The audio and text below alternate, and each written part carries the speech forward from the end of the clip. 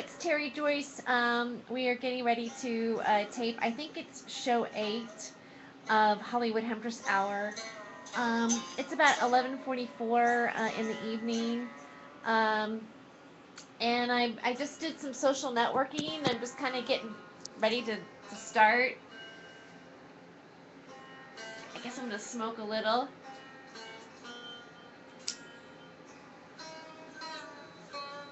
I have the Ravi Shankar. I have the channel on Pandora.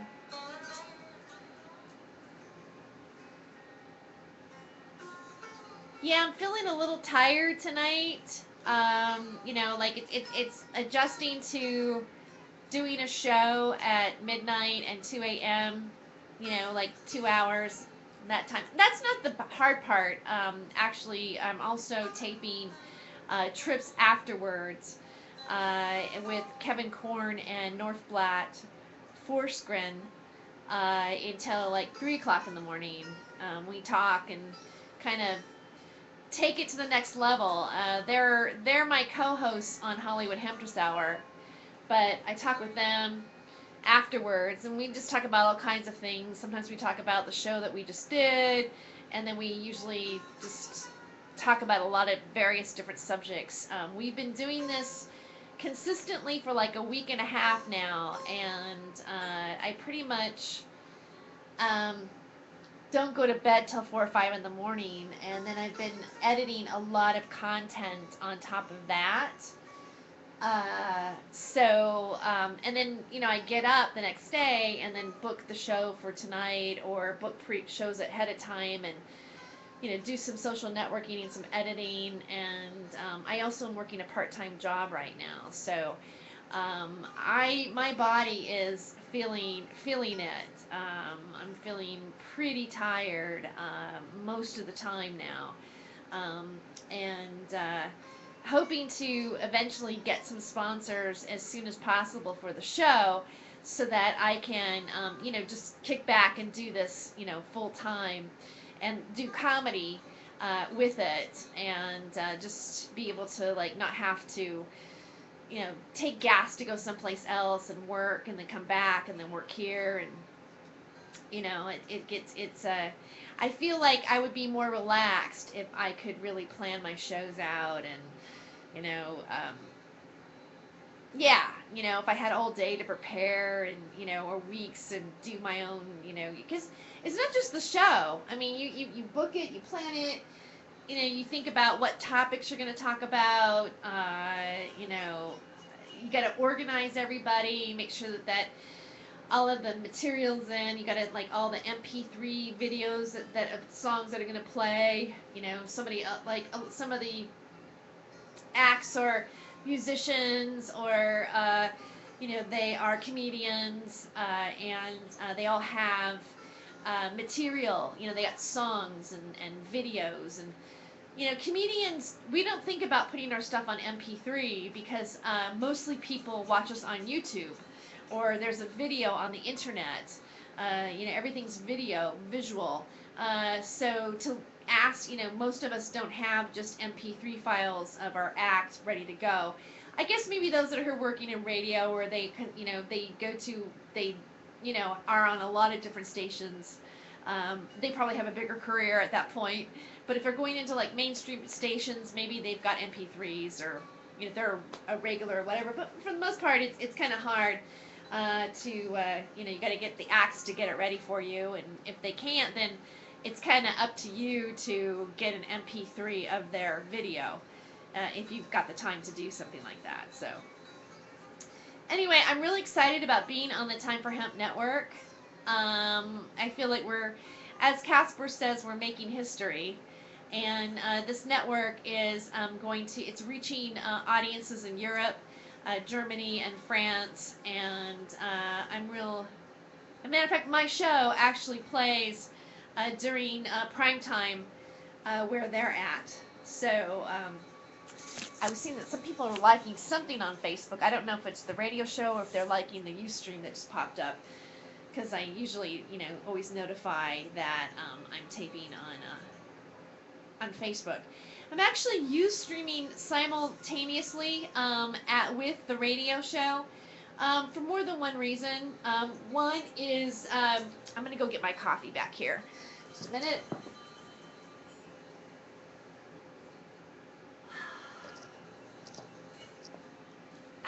Freeze dried. One is that a lot of people are visual, so you can watch as well as listen if you want to. Some people prefer to listen, and so it's good to be on a radio broadcast. Also, there's a lot of things that happen behind the scenes here. I mean, I think it's interesting to watch the process, us doing it from behind, and also the people that are on the show during the breaks end up having some interesting conversations, and sometimes the conversation continues off air. About the subject or whatever the topic we're talking about, and it's like the listener that's just listening to the broadcast it will miss the things that are being said between the people that are on the show. So I found that to be really interesting. I think maybe that's the best part about recording what happens behind the scenes, because you get like a little extra. It's like an extra bonus to the original broadcast. Right now, Northblatt just sent me a Facebook what up, and I'm gonna like respond. All right, I am talking on Ustream, waiting for the show to start. I should be getting a call any minute here, and I'm going to look and see if they have called me yet. Peace be on you. Oh, that's from Shiplu. Woo! Who moo about what? Who moo about what?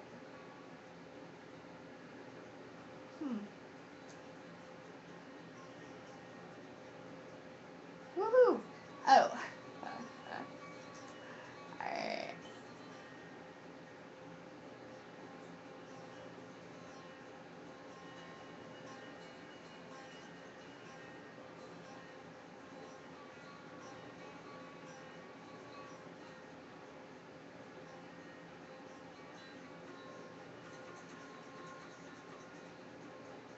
Yesterday,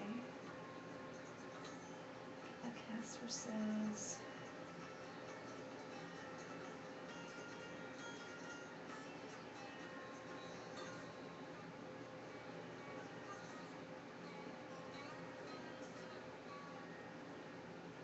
yeah, okay, okay. I'm just gonna check in. Hey.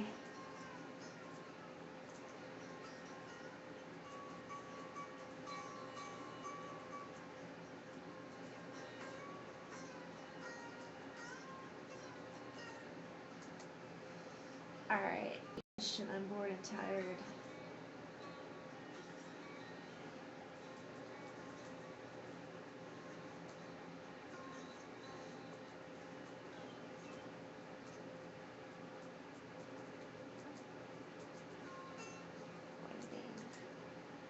Oh, here we go. Hi. Okay. Alright. He was getting bored.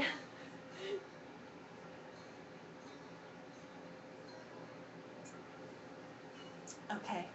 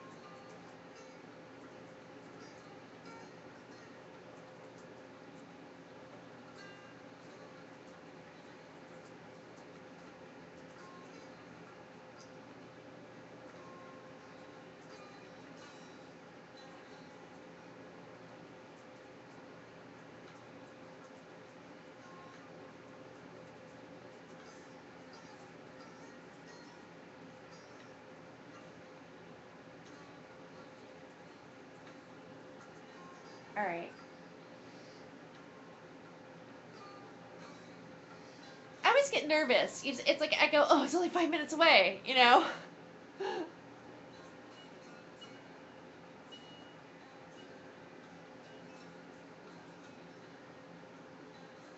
we go. Okay, cool. All right. All right, we're going to start here soon. There we go. They're answering. Hello?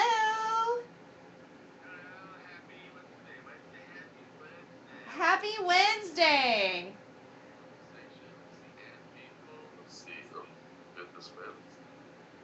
Conversation and people. Here we go. Hope we don't lose him tonight. Let's see. There we go. Hope not. And then conversation and people. Is Kevin gonna be on my phone?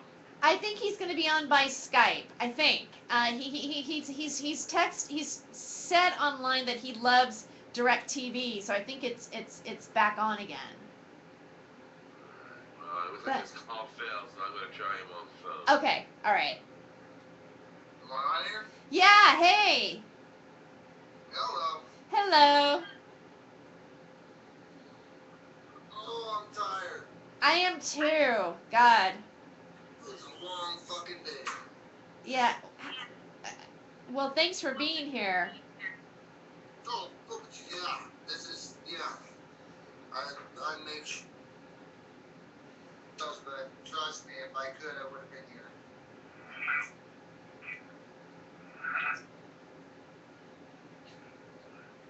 This Okay. is more important than dinner, for Christ's sake.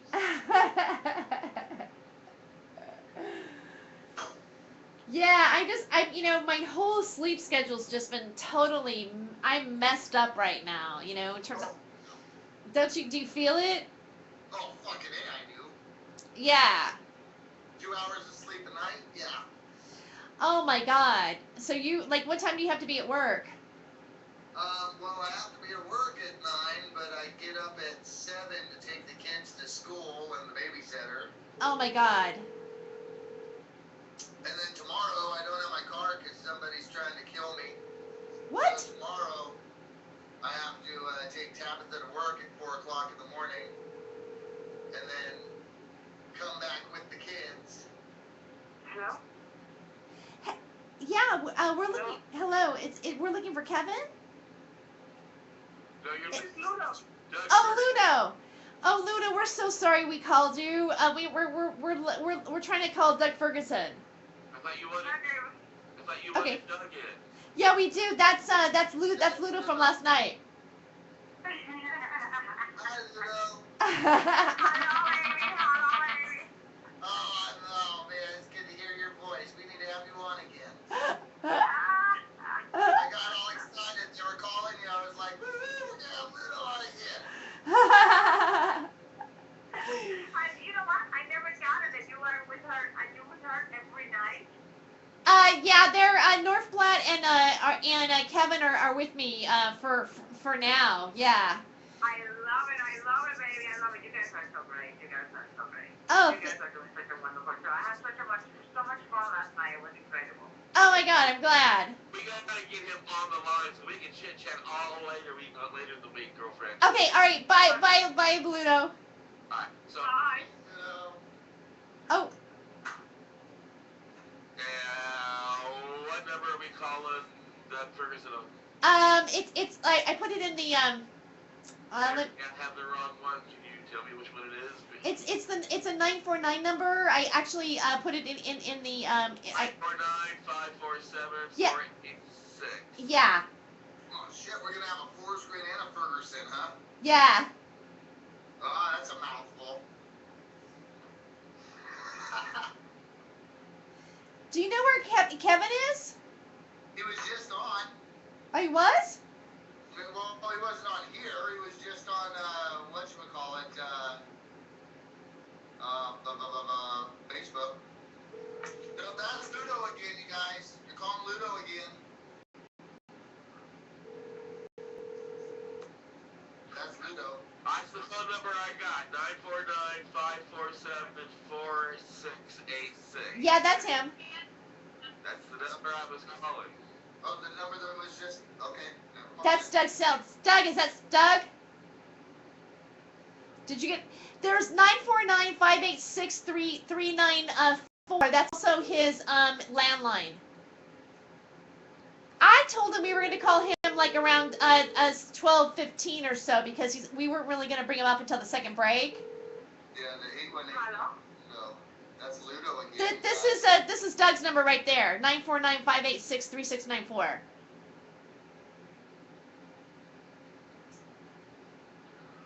Copy selection, contacts. Maybe we should just keep Ludo.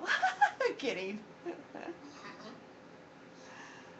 Okay, and then here's his cell phone.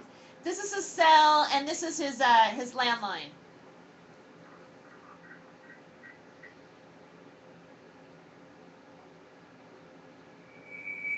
So 949-586-3694 is his real phone number, right? That's his landline, and then the other one is his cell phone. Either one works. Okay, so that's the number I'm going to call at 20 minutes after, right? Yes, yeah. And then we just like Kevin. I guess maybe can we try Kevin on a cell phone? Yes, just a minute. Okay. C-O-R. And then we can. This is the 360 number.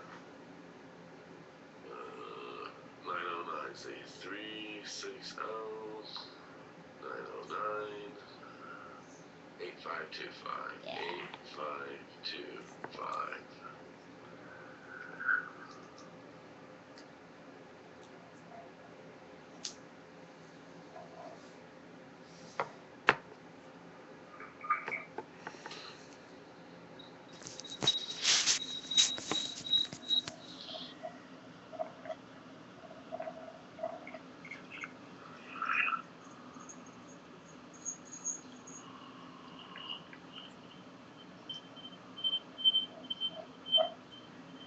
Wonder. I don't know. I wonder where that. There's a little bit of a tiny weird feedback happening right now. I wonder what that is. Woo! Kevin? No, that's Doug Ferguson. This is Doug. Oh, we got Doug Ferguson? Yeah, that's Doug Ferguson. Kevin is the 360 number. Yeah, you know what? You should probably call the home phone because I'm getting an echo. That might not be that. But we will call you on the home phone. We don't actually mean to call you yet, Doug. It's we're going to call you in about 20 after. That's funny. That was not the right one. Okay, Kevin Corn's phone number was supposed to be it. Let's see. We remove contacts. Remove. Okay. Kevin.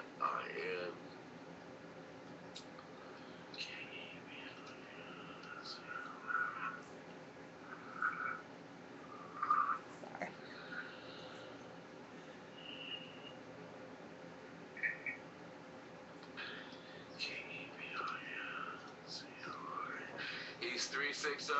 Yeah.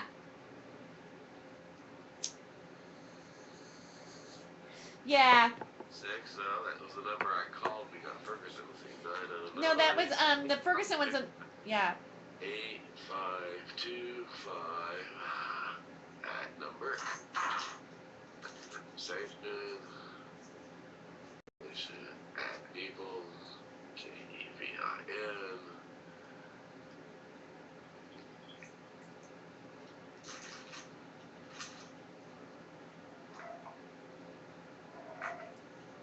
Says invalid phone number.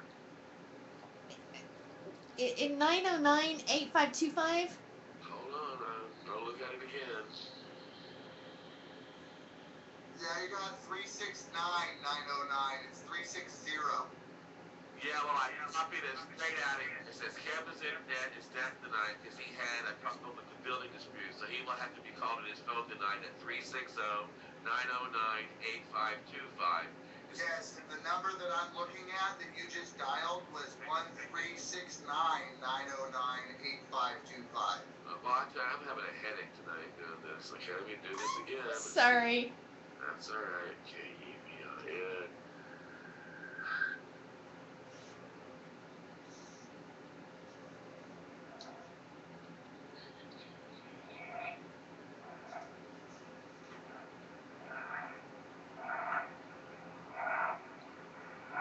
I think you might need to turn your video off. Mine?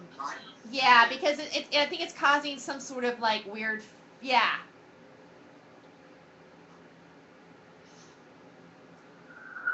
But my picture's not nearly as good as yours, Terry.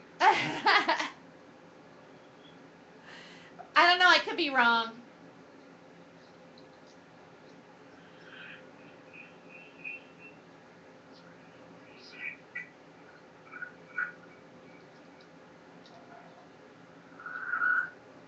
I still hear it. Maybe it doesn't make any difference. I don't know what it is. Is it me? I don't know. It might be. It might. It sounds like an entity going through the something. It's like it's got a weird sucking sound to it.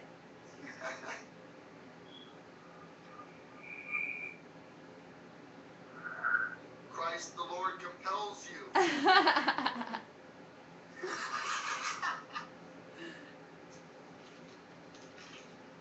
Well, I'm about to exercise this pipe, so Yeah, go ahead.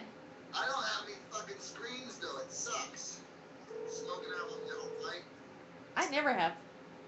Never have. Oh, metal pipe. Well, maybe that's different. Yeah, I'm going old school tonight. Is that Kevin? I'm here. Okay, cool. All right. Awesome. We will be calling Doug the first break. Yes. Okay. No worries. Yeah, no worries. Okay. So do I still take the break exactly in 10 minutes at that 17 hour? 17 minutes. Yeah. We're 7 minutes late, so I'll give you the whole time if you want to. You can just go 17 minutes past the hour and count on your fingers if you want. Okay. There's a clock here that I can let you know in the windows when we're coming up on the breaks according to the clock once we start. Okay, that'd be great. Yeah. Okay. Just gotta add theme song. Ready to go. Okay.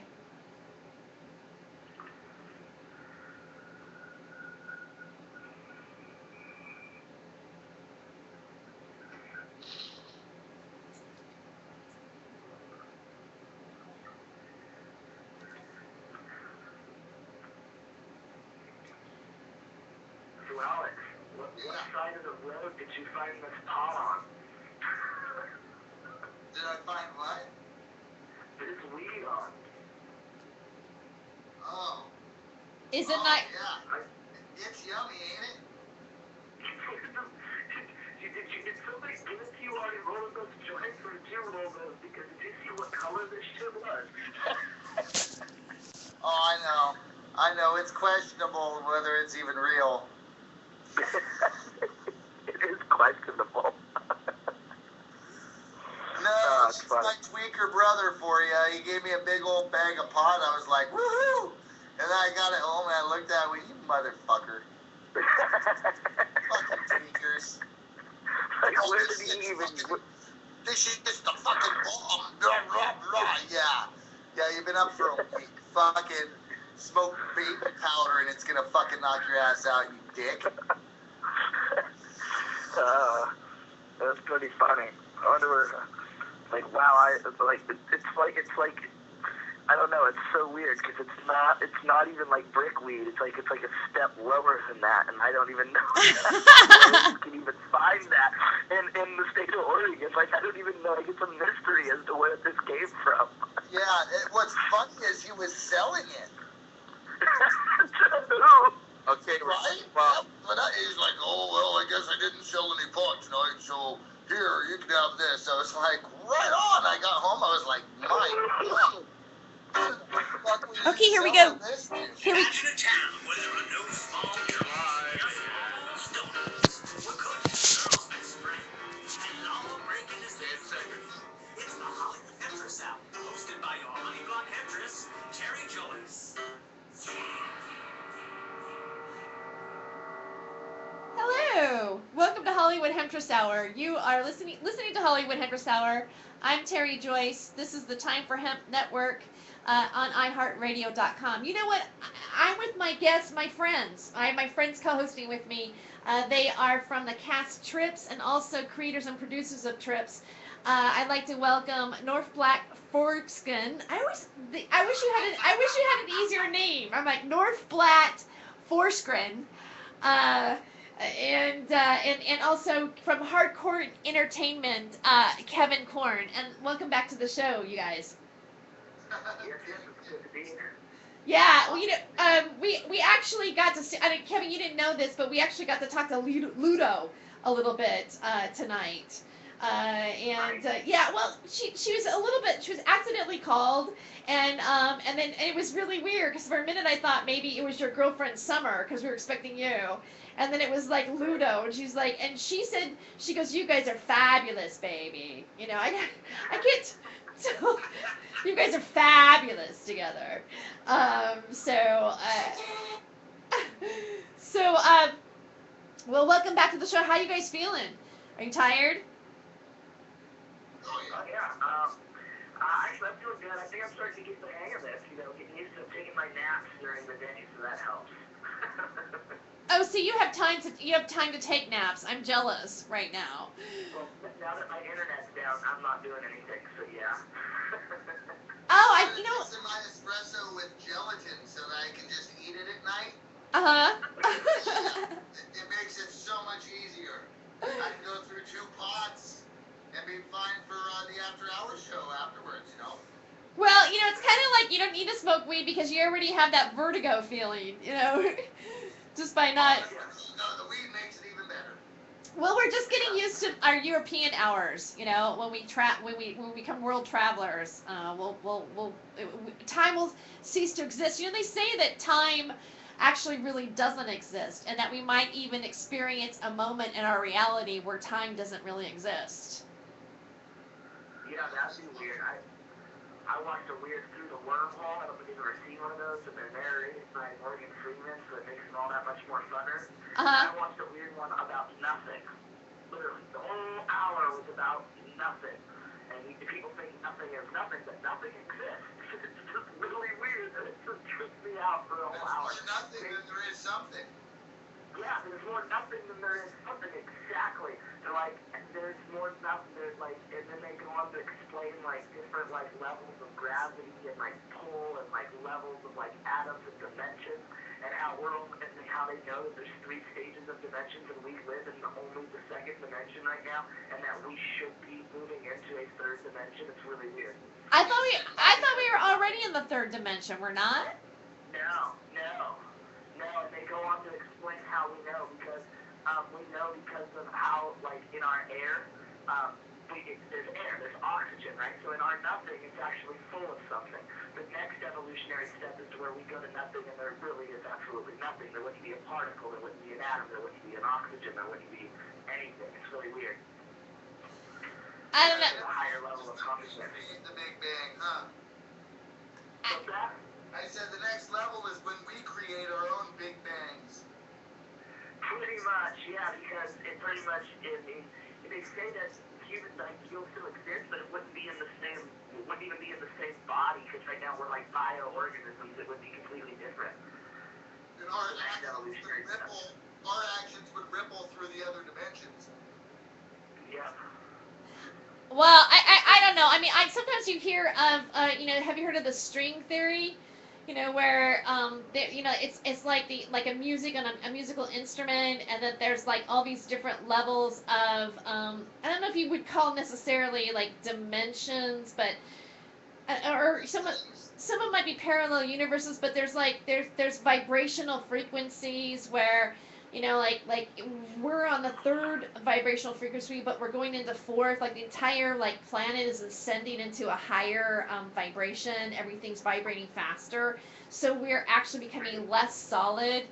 Have you? I mean, and then you go up to the 4th, 5th, 6th, and then there's also like different dimensions where that's where multi-dimensional beings exist too. Like I've heard like that, and then also the vibrational frequency level. And and they like, even Deepak Chopra in his book talked about how our brain is goes at it like a certain synapses of electrical energy. So we're through our eyes and the way our body is, we can only perceive a certain vibrational level in our sight.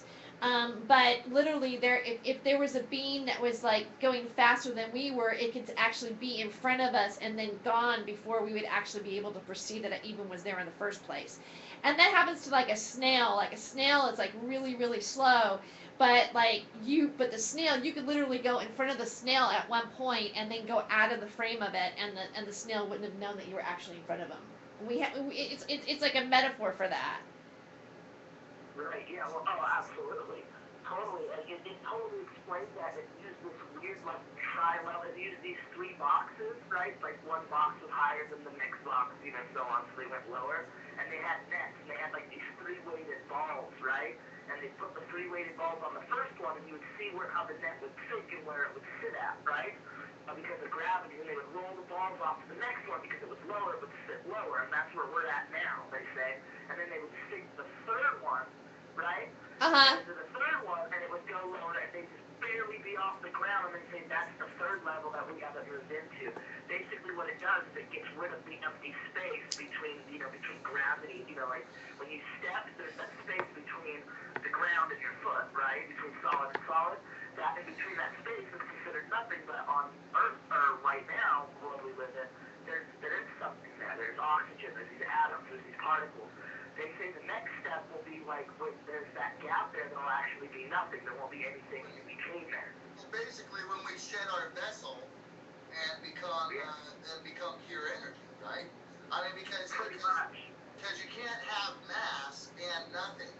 Yeah, but have you heard of like light body before? I mean, there's also that like there's a lighter like a light body, or there's still some sort of thing, but it's not as dense as what we have. Or I've heard of that theory too. And these are things that you think about when you smoke weed, right? And these are the things that you can like really get into when you smoke weed. I mean, I love to like puff and then just watch this kind of stuff, or read about it, or have a conversation about it, because it's always the best. You guys, this is what I did today. I wanted to share this with you. I posted something in Trips, and I wanted to read it just for a moment. I did a little naughty limerick, and I kind of wanted to just I don't know if you saw it or not, but I wrote, Peter Parker puffed a pack of parliaments, put his prick in the pussy of a prostitute, puffed his pot while poking, and was pleased when he popped.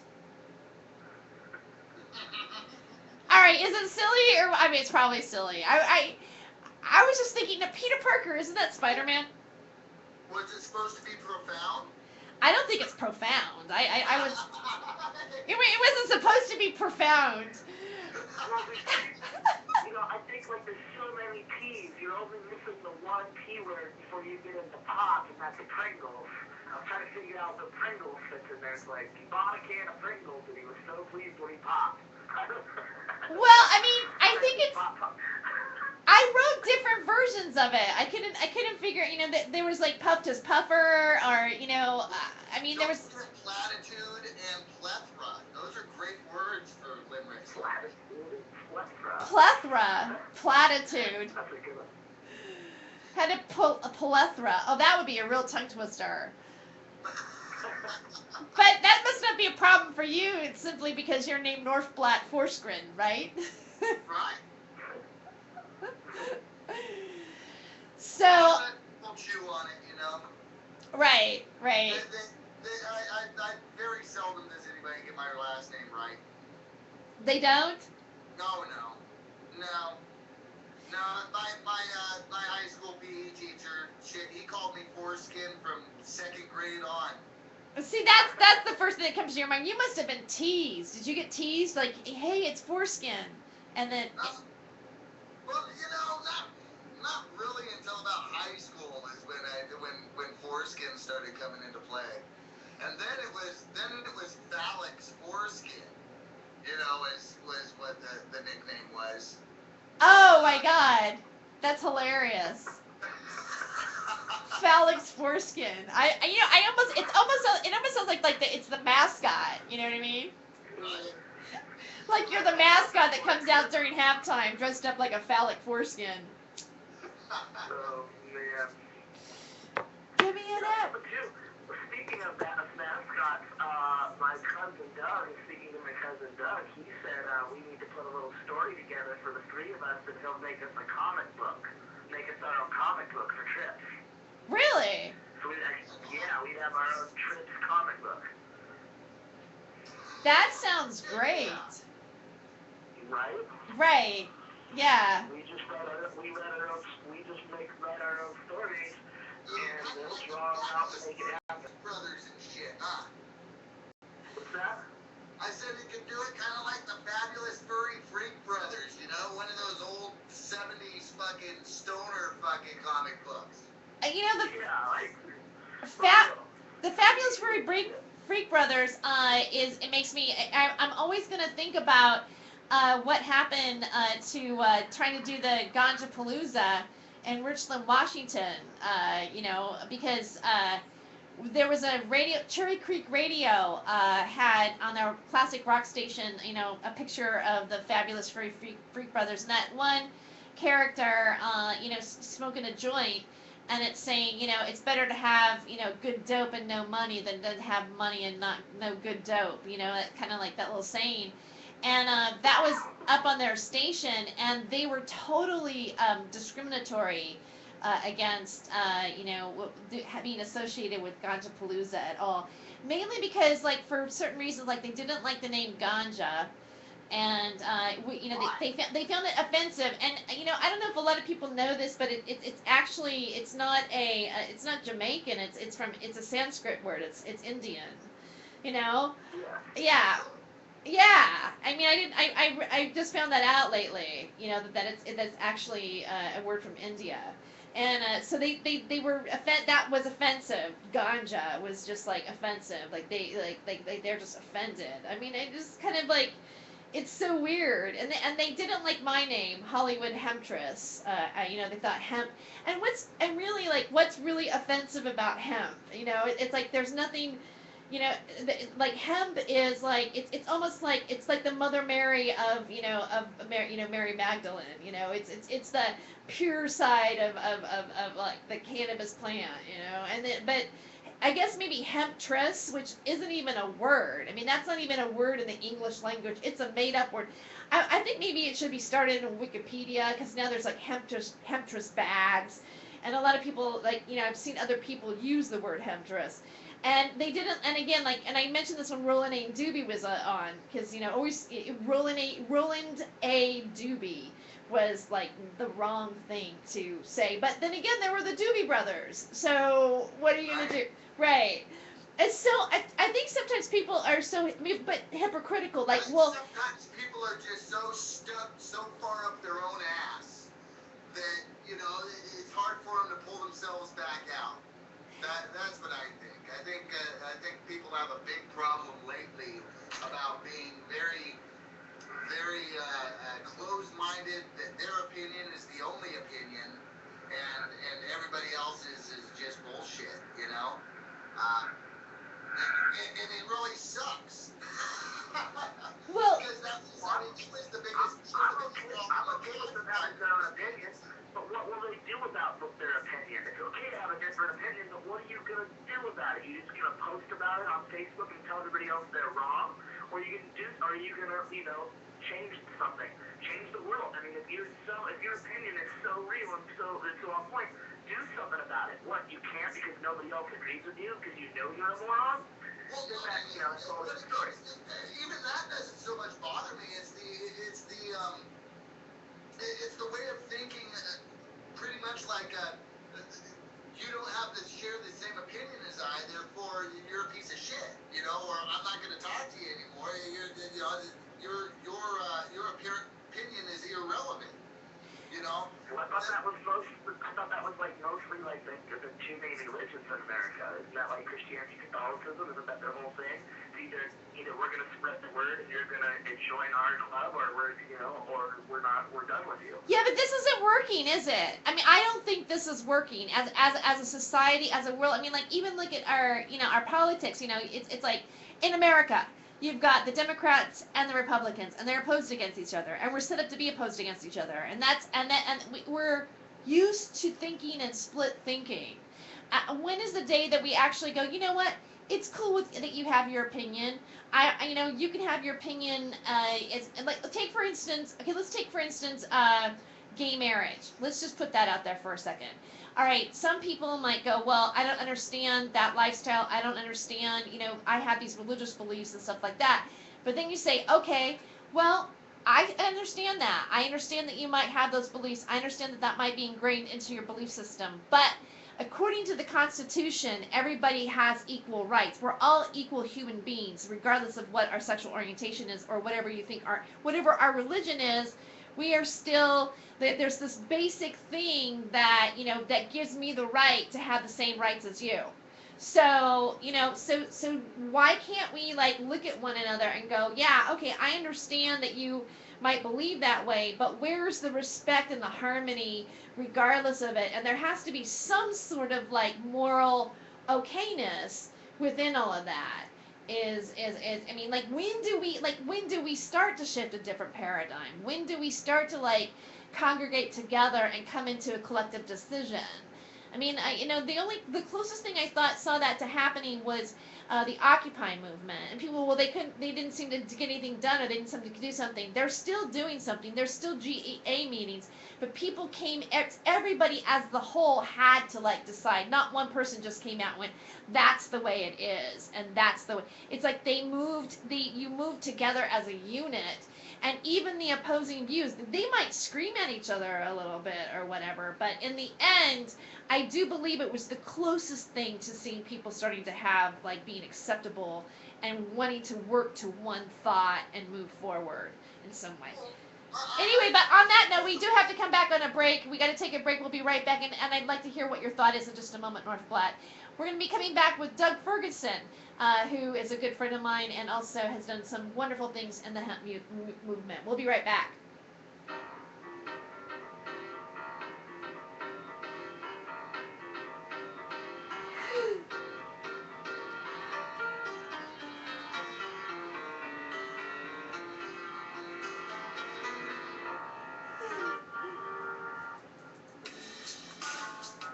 Hi, I'm Montel Williams. Most of you know me as a talk. Getting who on now?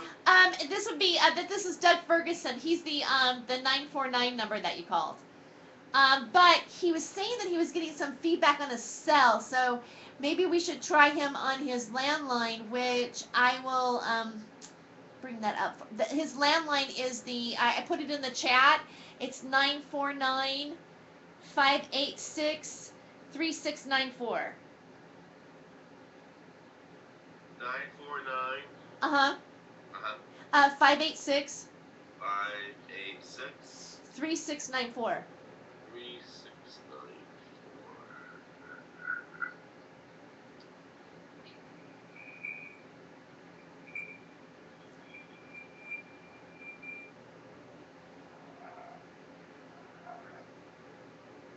That's the number I called. Yes. His submarine.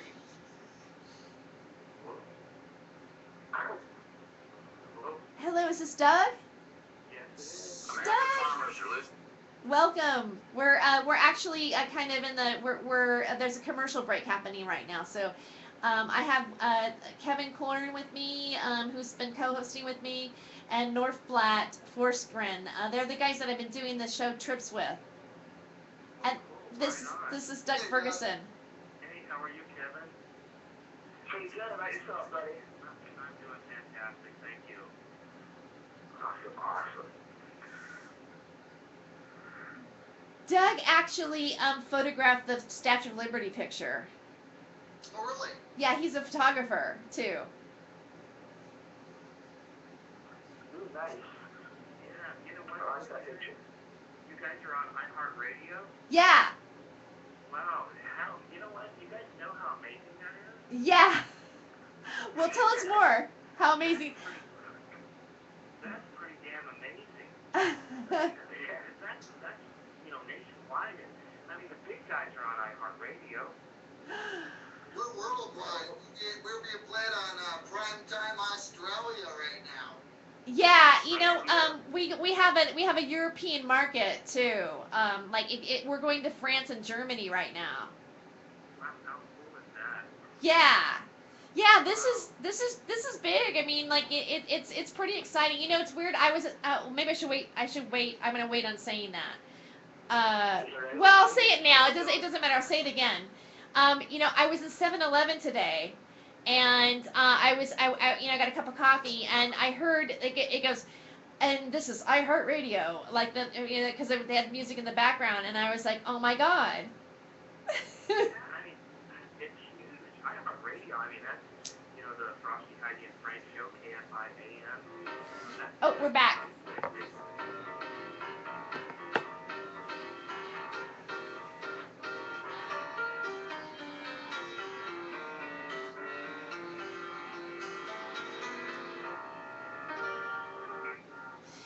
And we're back with Hollywood Hemptress Hour on the Time for Hemp Network on iHeartRadio.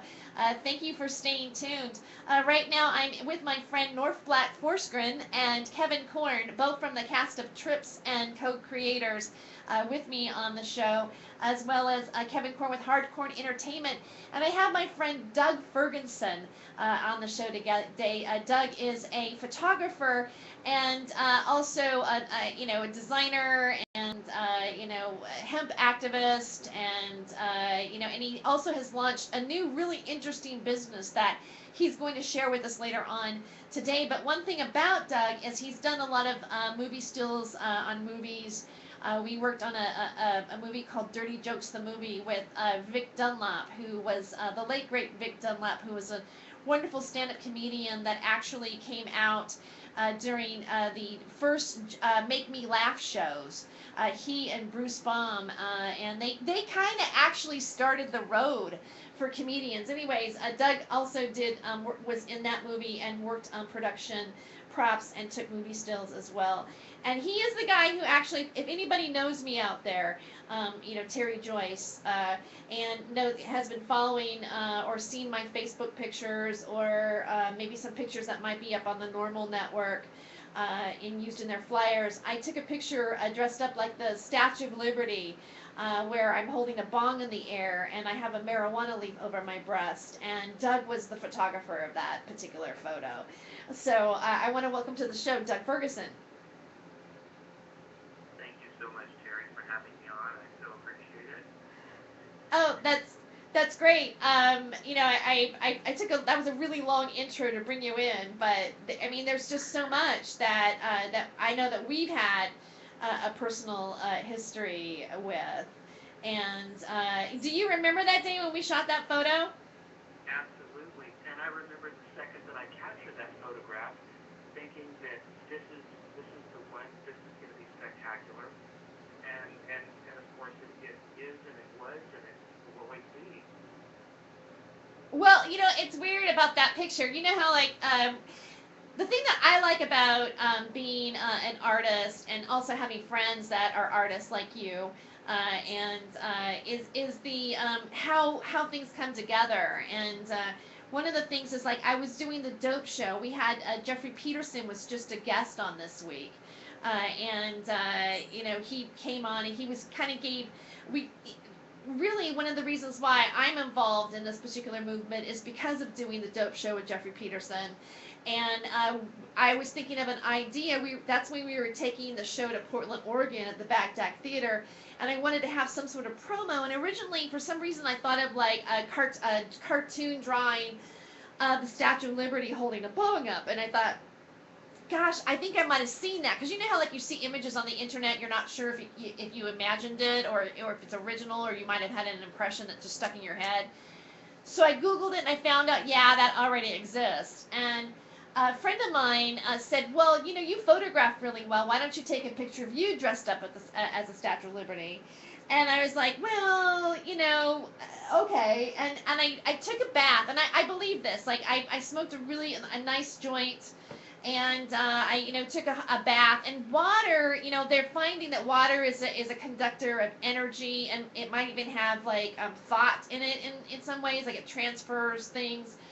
And while I was bathing, I had the vision of doing it the way it looked, with having a breast exposed, and the marijuana leaf over the breast.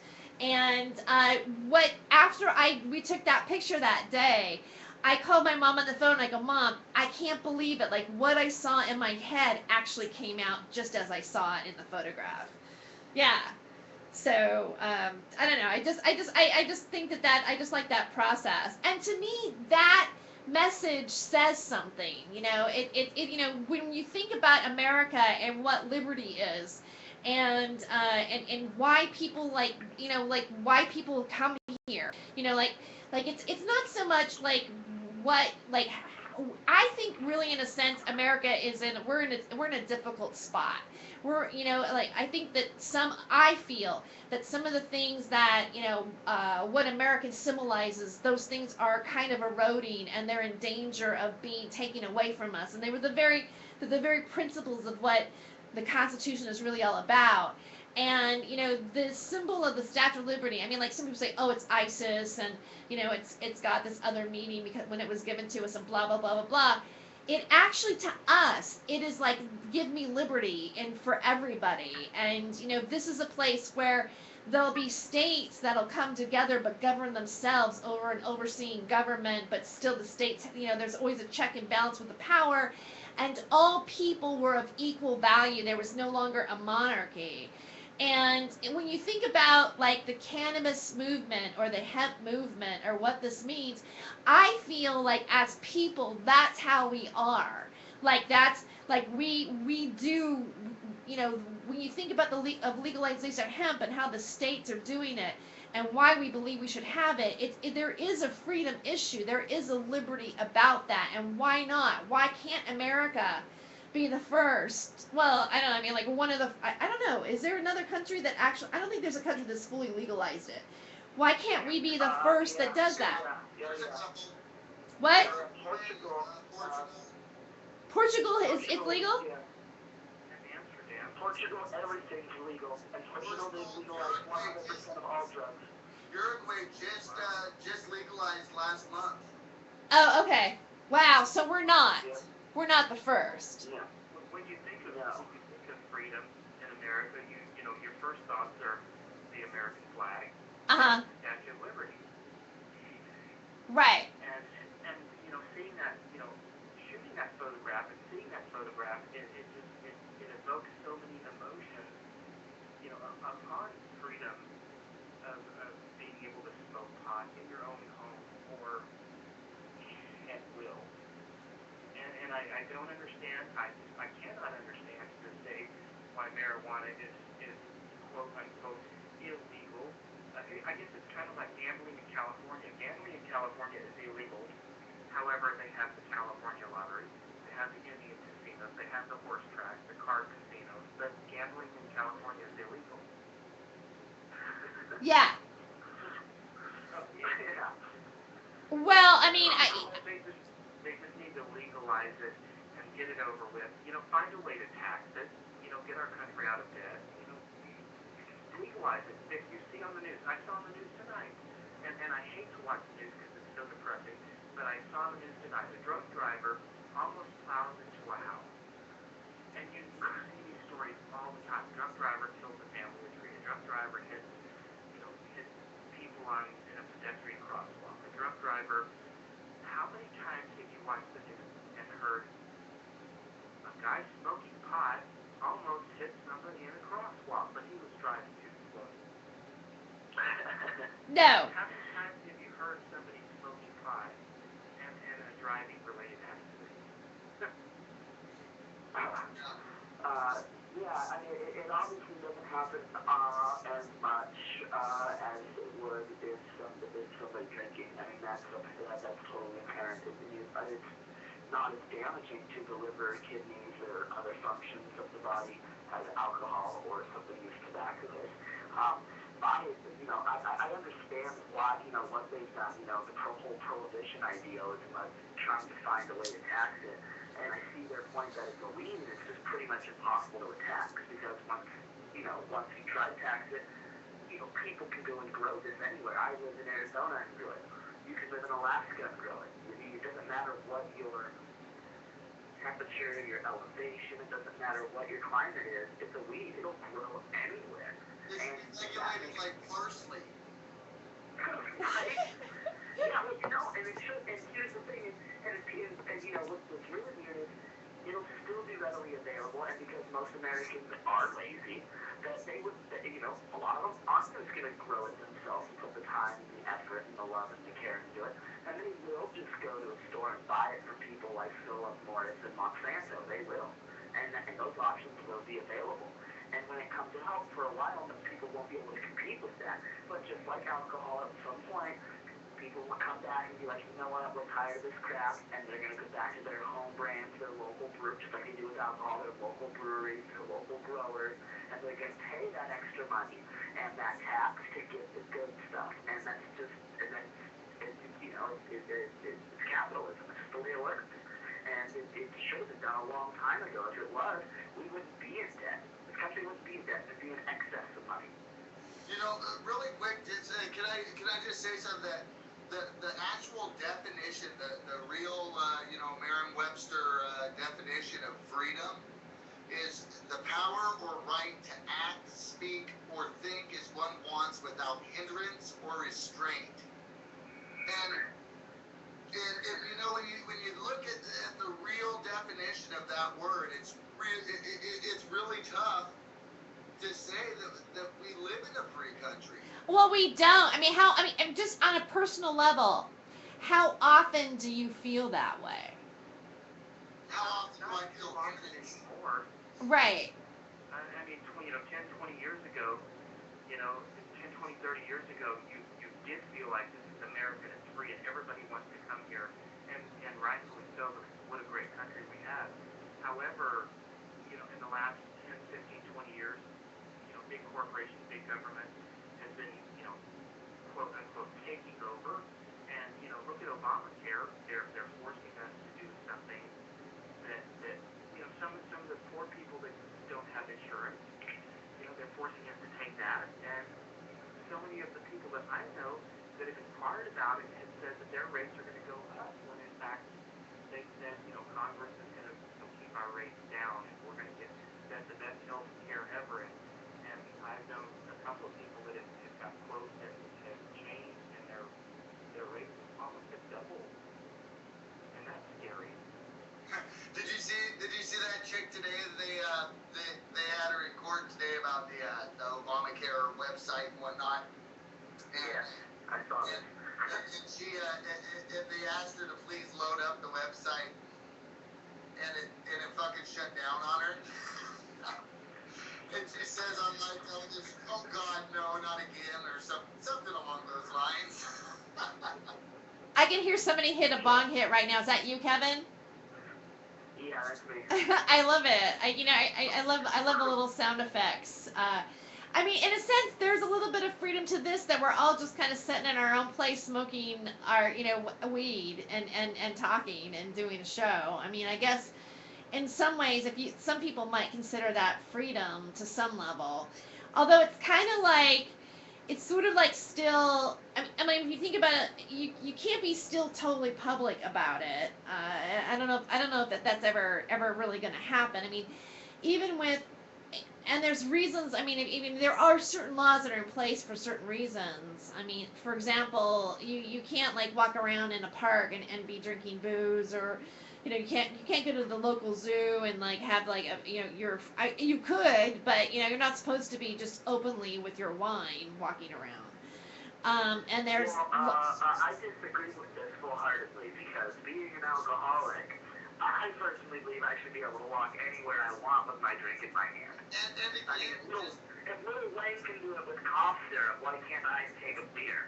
that just comes back down to the definition of freedom, without hindrance or restraint.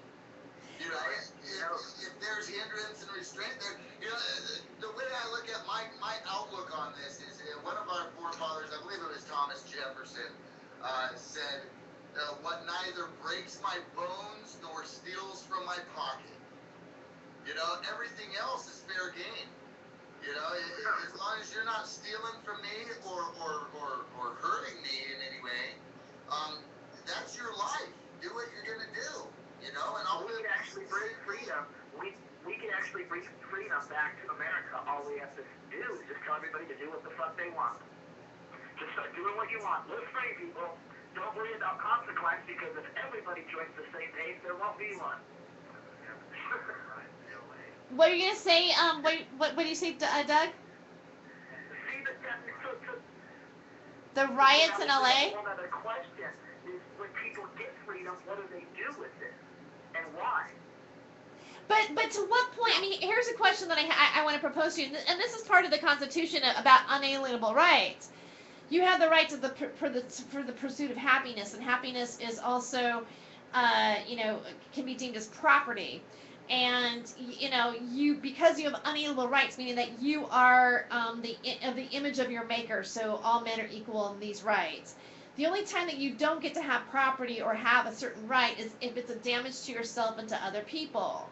So you have to think about, like, well, where are the parameters that what you're doing is not damaging other people? Like, drinking and driving is you're causing a hazard to the health of yourself and to others in a massive way. Therefore, it's illegal to drink and drive.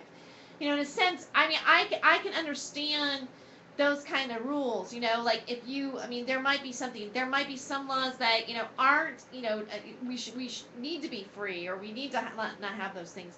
There's the freedom of speech, expression. All those things can be taken away from us and done in an unreasonable way. I mean, there's always the question of, are we responsible enough to have that particular freedom without damaging others? Like again, if you talk about a freedom issue that I think people they're just barely starting to get cranked up on, is gun control.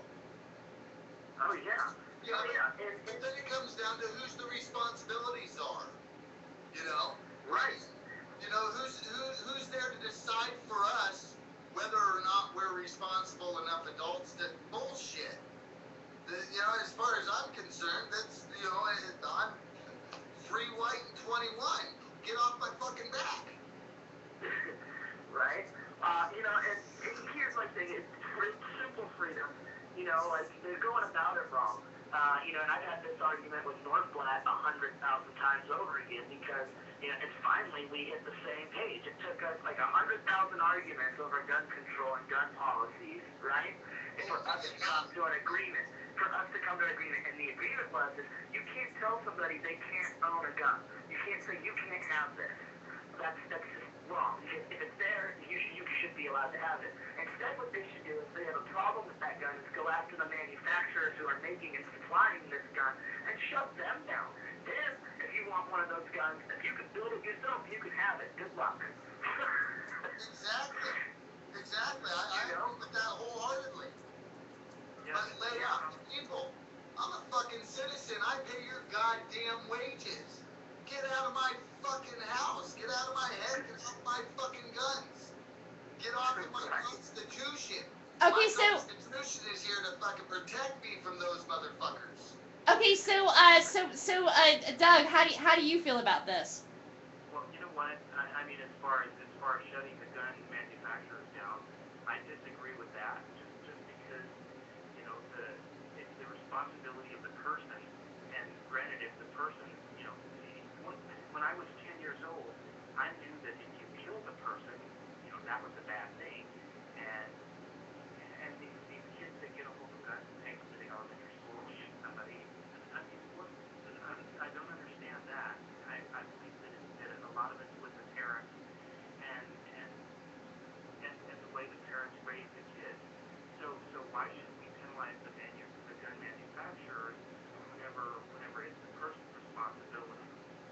Well, Because I think you missed the point that I didn't mean like punish like all gun manufacturers, take them down. I mean, I'm talking there are certain guns that people just shouldn't have, and they're readily available. I'm talking full automatic weapons. I'm talking semi-automatic weapons that are just like spray.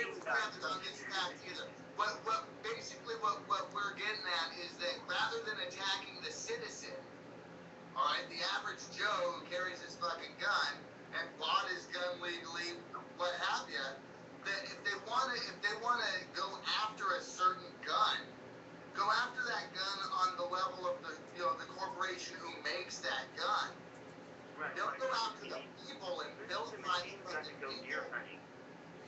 Okay, you guys, we're going to take a break right now and come right back. Thanks for hanging in there, and we'll be right back.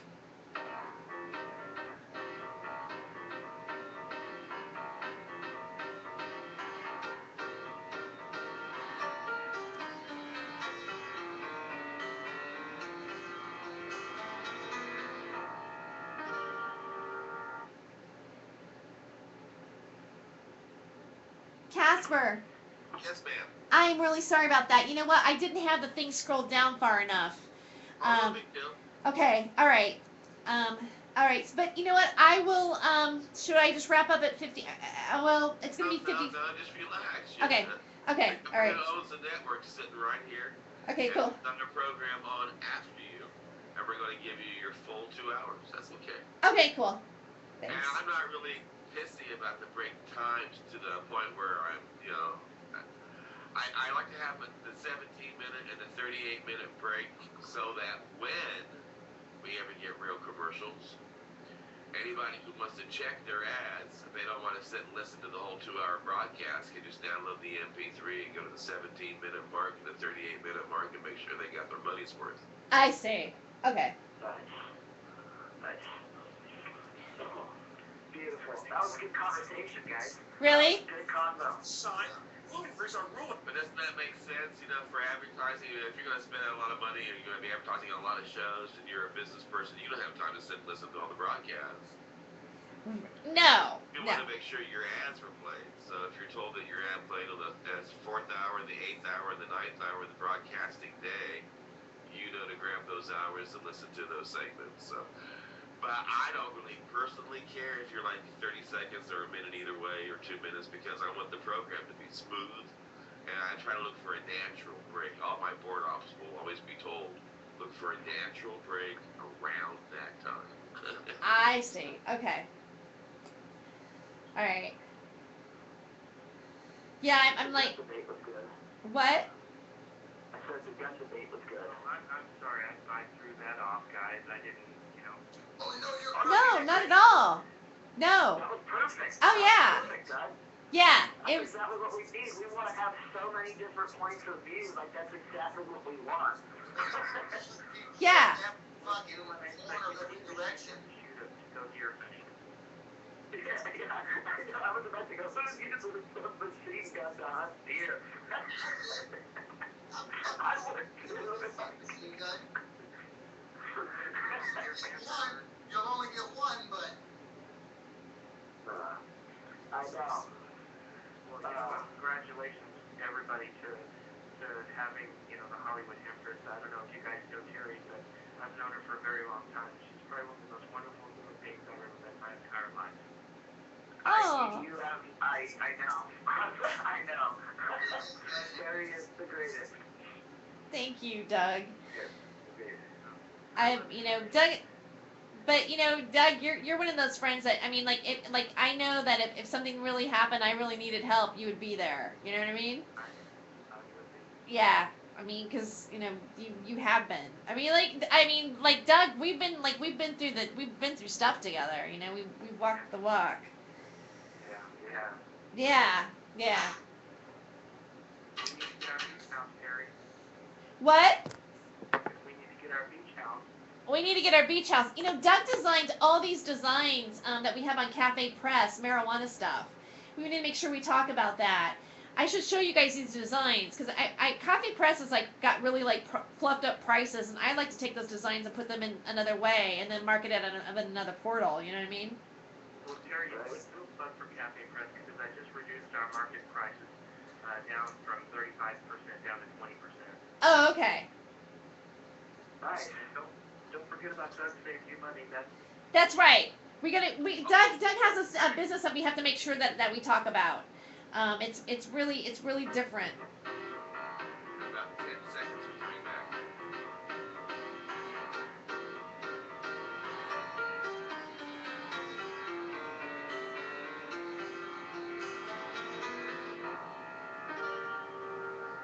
Welcome to Hollywood Hemptress Hour.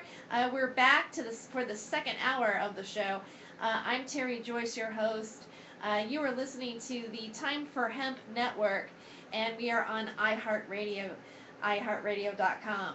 And I'd like to bring back my guest, Doug Ferguson, photographer, and I guess I'm gonna call you an entrepreneur, Doug Ferguson, and as well as Kevin Korn and Northblatt Forsgren, my friends from the web series Trips.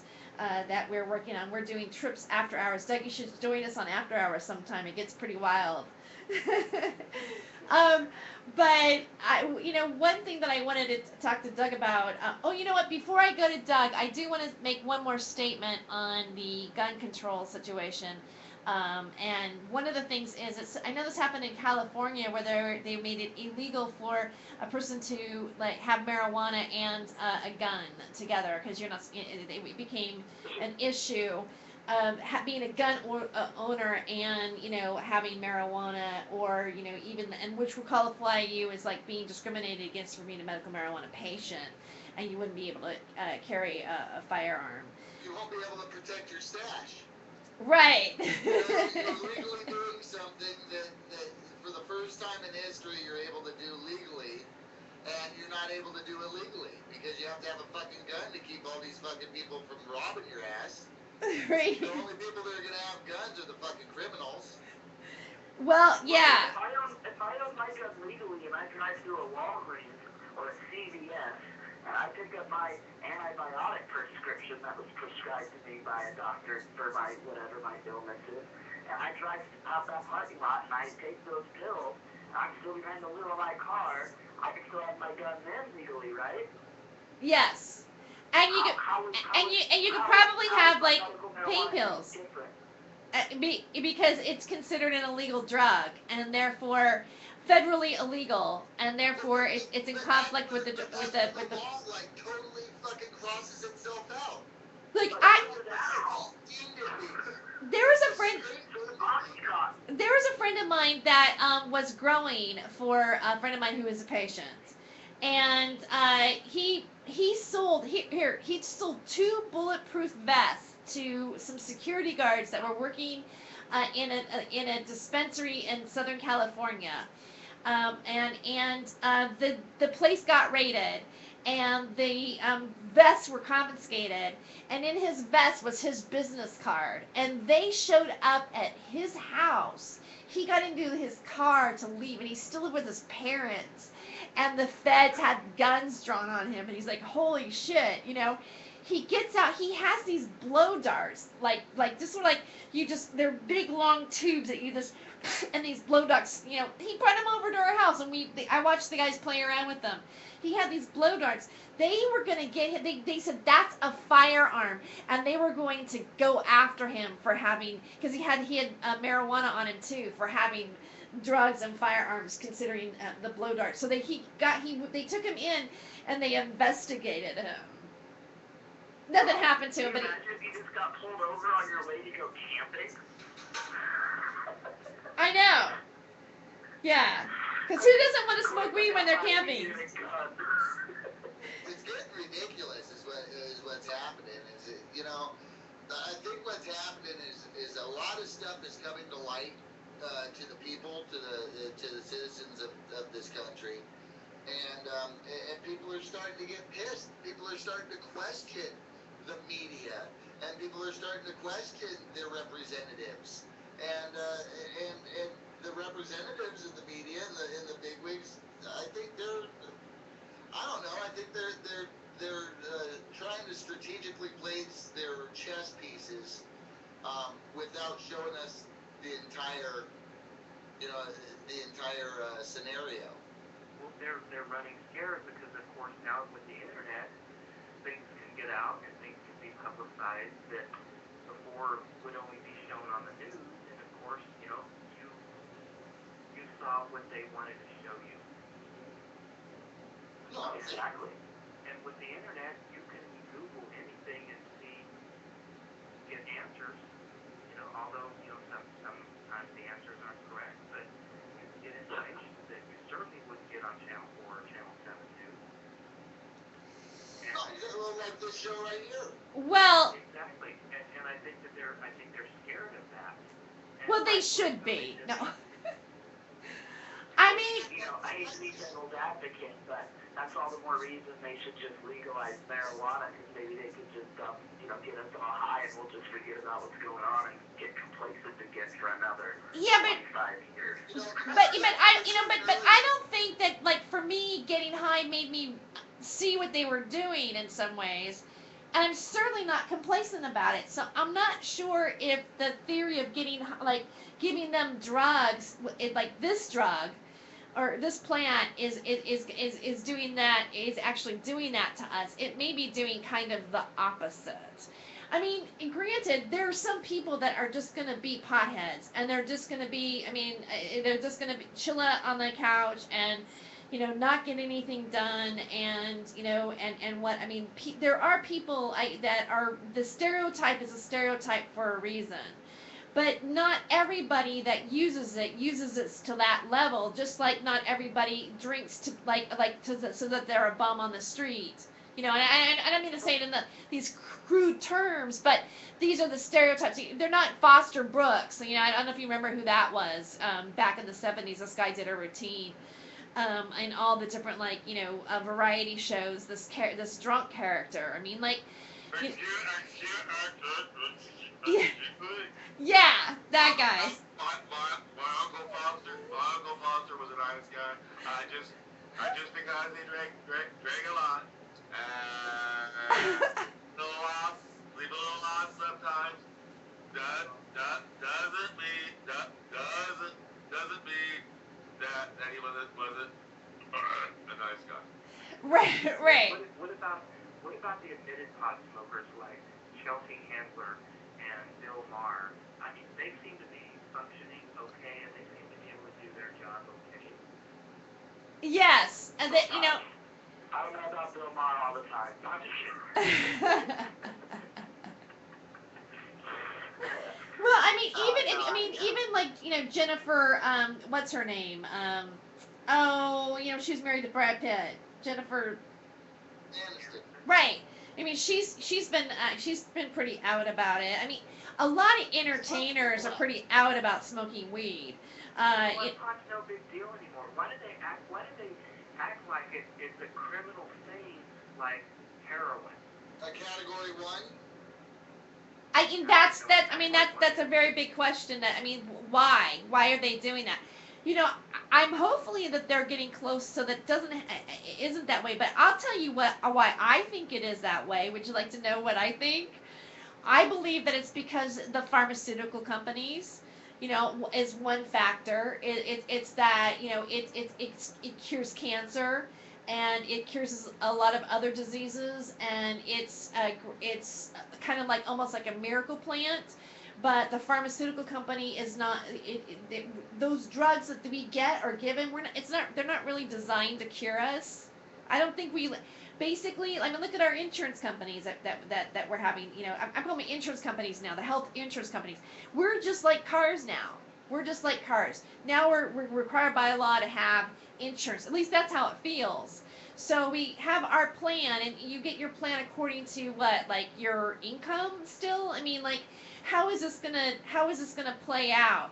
I don't feel that we have a healthcare system that is actually really wanting to heal us. If they did, then marijuana would be legal, because there's obviously studies, out there that it is. And yet, every once in a while, in 2011, we just had the feds say right in front of the cameras that they were going to go after the medical marijuana dispensaries because it had no medicinal value. And they walked up and they showed these pictures about how we're making money off of it, and there were profiteers and all this kind of stuff, and how demonized, and how it's just drug money and this and that. And yet our own government's already been involved in that. They've already, everything is so dirty on so many levels that your jaw drops, and then you go, but why? The biggest sponsors for making marijuana illegal in the first place was the oil companies, the cotton oil, and DuPont. And plastics. All of the companies that are destroying the planet are the ones that made hemp illegal. Like all the people that were like all like the 1% that Occupy pointed a finger to are the ones who made marijuana illegal. They're the ones who called it marijuana. They're the ones who did the propaganda campaign. And you know what? It was a church that funded Reefer Madness. So, even the church is involved in it. So that I so read it, something it, it, today it huh? about corporations and how they can all be traced down to 144 companies. Did you know that every corporation, every company in the world can be It's factored everything. down to It's everything you look at, 144 anything you owners? touch. I heard it was Everything you look at. 147 companies own most of the wealth in the entire planet. That I think it was down, and then it even like gets even more narrower than that. Um, I believe it might have been 147. You know who breaks it down just so specifically, and he's written like a blog. It's called the Financial Tyranny. I believe it's the Financial Tyranny. And they even made a Russian 3-parter television series in Russia. Is David Wilcock. Oh yeah. Completely breaks down what happened and who owns the wealth. And one of the things that he does mention is the pharmaceutical companies, and that the networks, all of the major networks, Viacom, all of them, NBC, CBS, you name it, all the conglomerate companies, they have board of directors from pharmaceutical companies on their board of directors and vice versa. They have made the big handshake. They have crossed over into our media. That is why we see all these pharmaceutical commercials and Media everything else. I mean, you know, shit into our fucking judicial system, our Supreme Court. Fucking Clarence Thomas was the fucking CEO of Monsanto, for Christ's sakes. oh, I didn't know that. Yeah, and what about Dick Cheney being the one of the big contributors or one of the big receivers of money from Halliburton? He worked for Halliburton. Oh shit! He was on the board of members Yeah, for years. There was Rumsfeld who got fucking aspartame graded to a not a poison. Yeah, well, you know what? Before the Gulf Coast, um, Halliburton signed contracts of doing all the cleanup in the Gulf, and all of a sudden, boom, the Gulf Coast exploded, and there was a bunch of oil cleanup that needed to be done. Didn't see that happen. Yeah, right? And then boom, then all of a sudden they get all these defense contracts. I want to switch gears here for a moment in the sense, it's not really kind of switching gears, but Doug has created a new business that actually kind of counter attacks, or it is in defense of the corporations and lowering, like there's always a conglomerate with your internet and your cable and all of your basic utility stuff, your cell phone. And Doug has devised a new business, and it's really, really ingenious. There's no other business like this out there. And it came from a way, like if you needed to get an airline ticket for a lower price, or any type of thing, like, whether it be any type of service, taxis, whatever, Doug is the man to talk to, have go to bat for you. Negotiate, you name it. If you need to get something for cheaper, Doug will haggle it down. I mean, you could watch him at Home Depot, and he will work Home Depot to get like the cheapest price out of something that he could possibly get. And Badass concierge. I mean, I've never seen anybody like Doug before. And so, Doug, will you tell us what your business is all about? Absolutely, thank you, Terry. I am have a service that can help everybody. If you're sick and tired of paying too much for your home phone, your cell phone, your internet, your cable, or your dish network, or if you've been screwed by a big company, taken advantage of by an airline, auto dealership, call me. I can go to bat for you. What I do is I negotiate your bill down, or if a company has screwed you, I can negotiate something in your favor. For instance, my niece had her car within the dealership about half the time she owned it for 2 years, and literally within in the shop for a year. And of course they said, oh, we're not going to do anything for you. Too bad, so sad. Well, I got her a $10,000 credit on a new car. And as far as phone bill goes, cable bill, internet, cell phone, that's when it goes down. And I have literally saved about 15 of my friends in the last 30 days, over $10,000. And I literally go to bat for you. I renegotiate your bill, and I can save you money. And I only charge 15% of that. Okay, Doug, I'm going to interrupt you in just a moment. We're going to come right back. We do have to take a commercial break, but we'll be right back.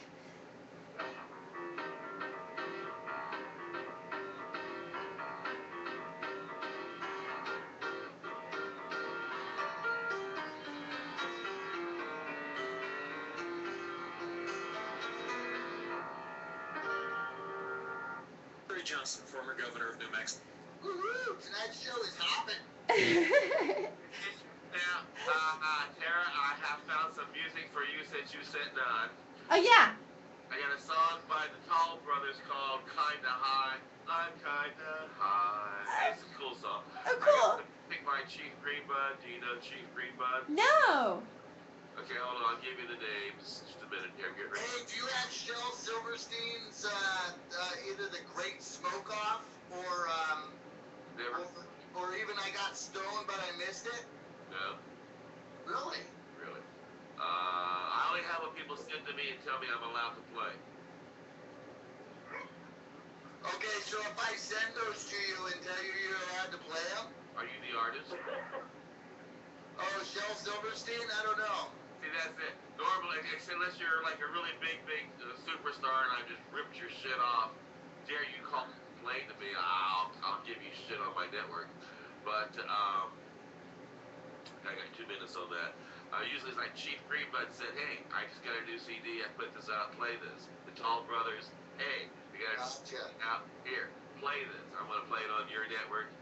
We won't sue your ass. Yeah, you have to be careful about using somebody else's copyrighted material because then you have to pay for it. Yeah, so like, if you're like a really big superstar like the Crows or whatever, Black Crows, I'll play your shit if it's 20 years old or 15 years old. I think Shel Silverstein's dead. Huh? I said I think Shel Silverstein's dead. And I'm pretty sure I think those songs were written back in the 60s. Well, then I'll probably be able to use them with anybody's permission. So, send them in my direction. Anyway, we're down to about a minute 40 seconds on this. So, he's got here's some of the songs that I know that are clever and parodies called "Dry Day," which is a pretty groovy song. Let's see. It's the hit that makes you cough. It's the hit that gets you off. And let's see. A friend with weed is a friend indeed. Oh, so Indeed. is there? I mean, are these choices or or? I'm throwing the titles out to you, thinking one of them is gonna make you go, "Oh, let's try that." The one that was before the friend in need. What was Number it? 3, number 2. Number number.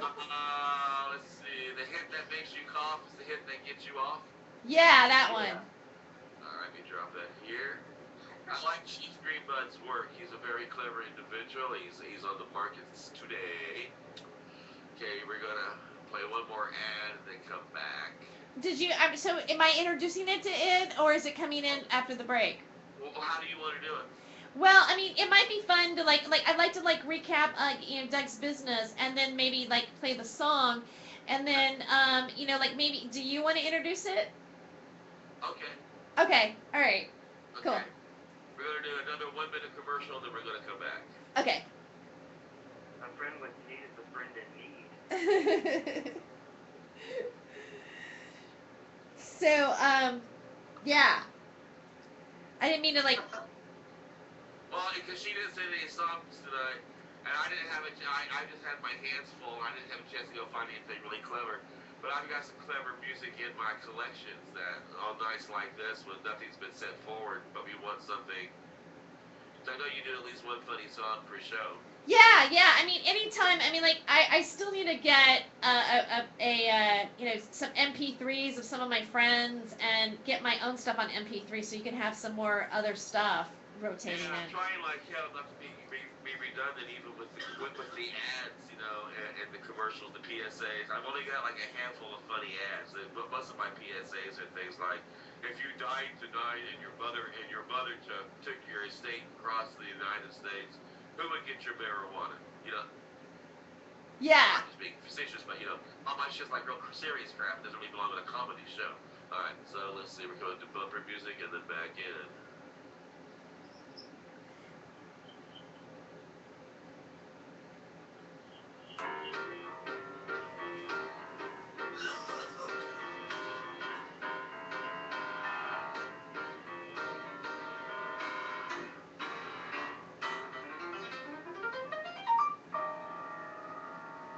I just heard somebody like cough up a lung while that while that music was playing.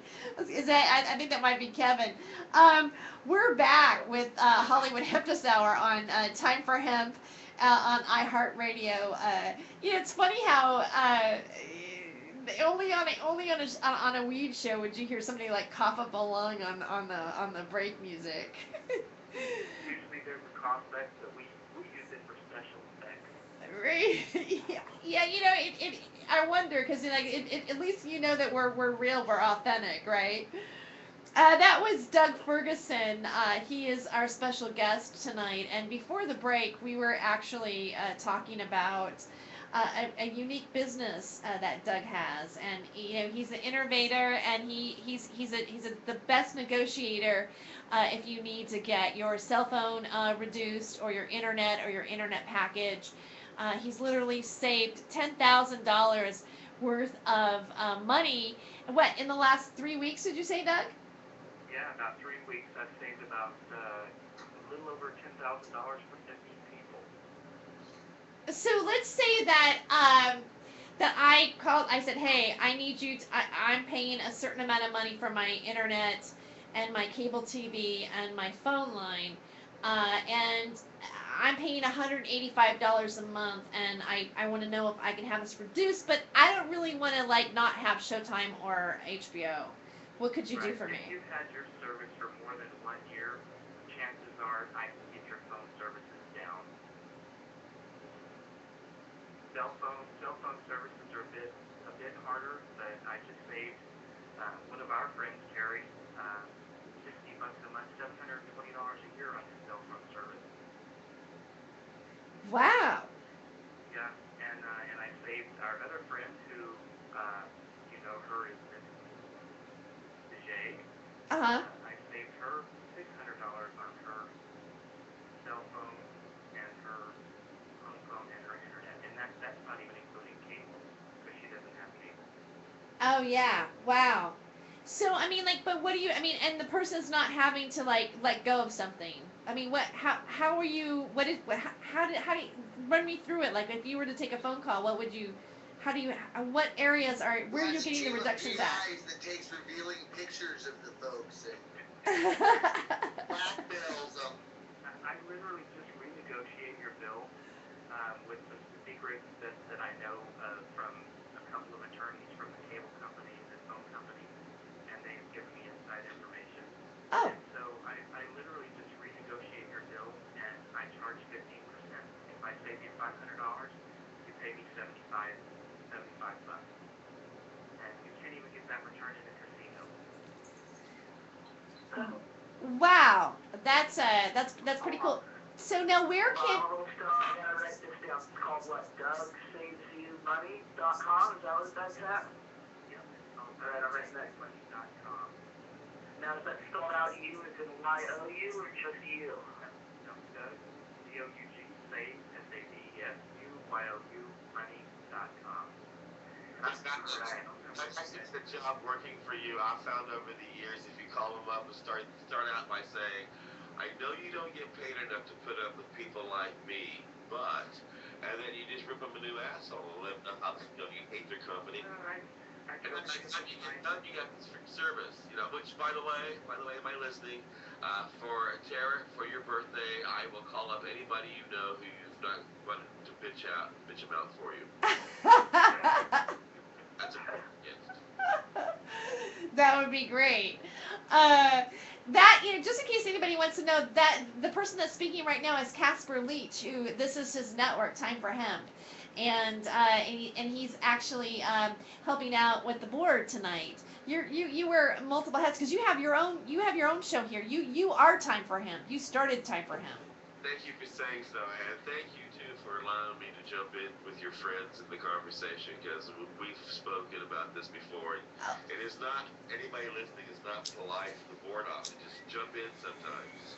I love it though. Thanks, but Tara said I have the permission to do that when I hear a reason to say something. But, Yes. yes, thank you for letting me do that. No problem.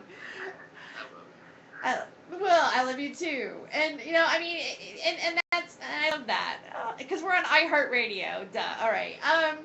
So Doug, I want you to can you give the website name out one more time, and then Casper has a piece of music, funny music, and a good friend of his actually is the artist behind it.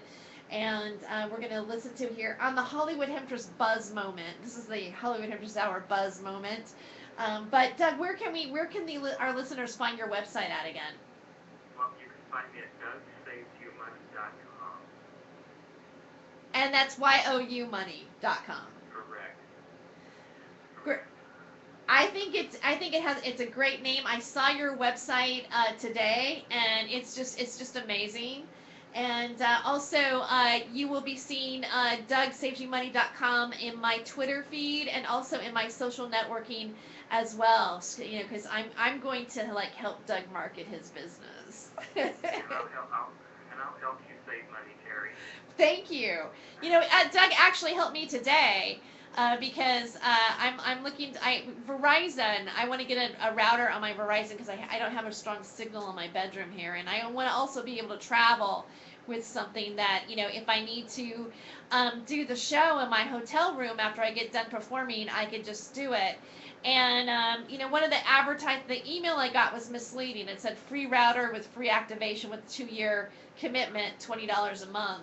And when I called, they still wanted to charge me for my activation and for my router. And I go, but wait a second. In the advertisement, it says this. And the lady who had started my order, when you clicked onto the link, it actually did say, yeah, you have to pay for the blah blah blah, the everything. It wasn't how it was advertised in my email.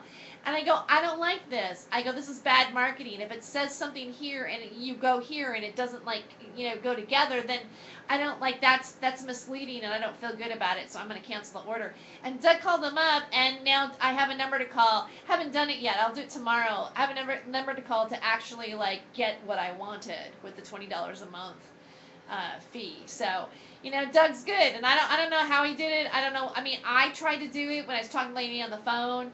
I kept saying it. I go, well, why is it? And she still. I didn't have a way of making it work, but Doug did, and I know that's something that Doug can do. So one more time, your website. One more time, Doug. It's DougSavesYouMoney.com. Okay. All right, and now Casper Leach has a song for the Hollywood Hemptress Hour Buzz Moment. We got something fun, something light, something you're going to really enjoy, something you're going to be able to tote to. What do we have today, Casper? It's by Chief Greenbud. Chief Greenbud is a parody musician, as he likes to call himself. He tours a lot. If you get a chance to check out his website, buy a CD, or visit him when he's out performing, make it a point to do so. And this one is called The Hit That Makes You Cough. And again, I love Chief Greenbud here on the Hollywood Hemptress Hour.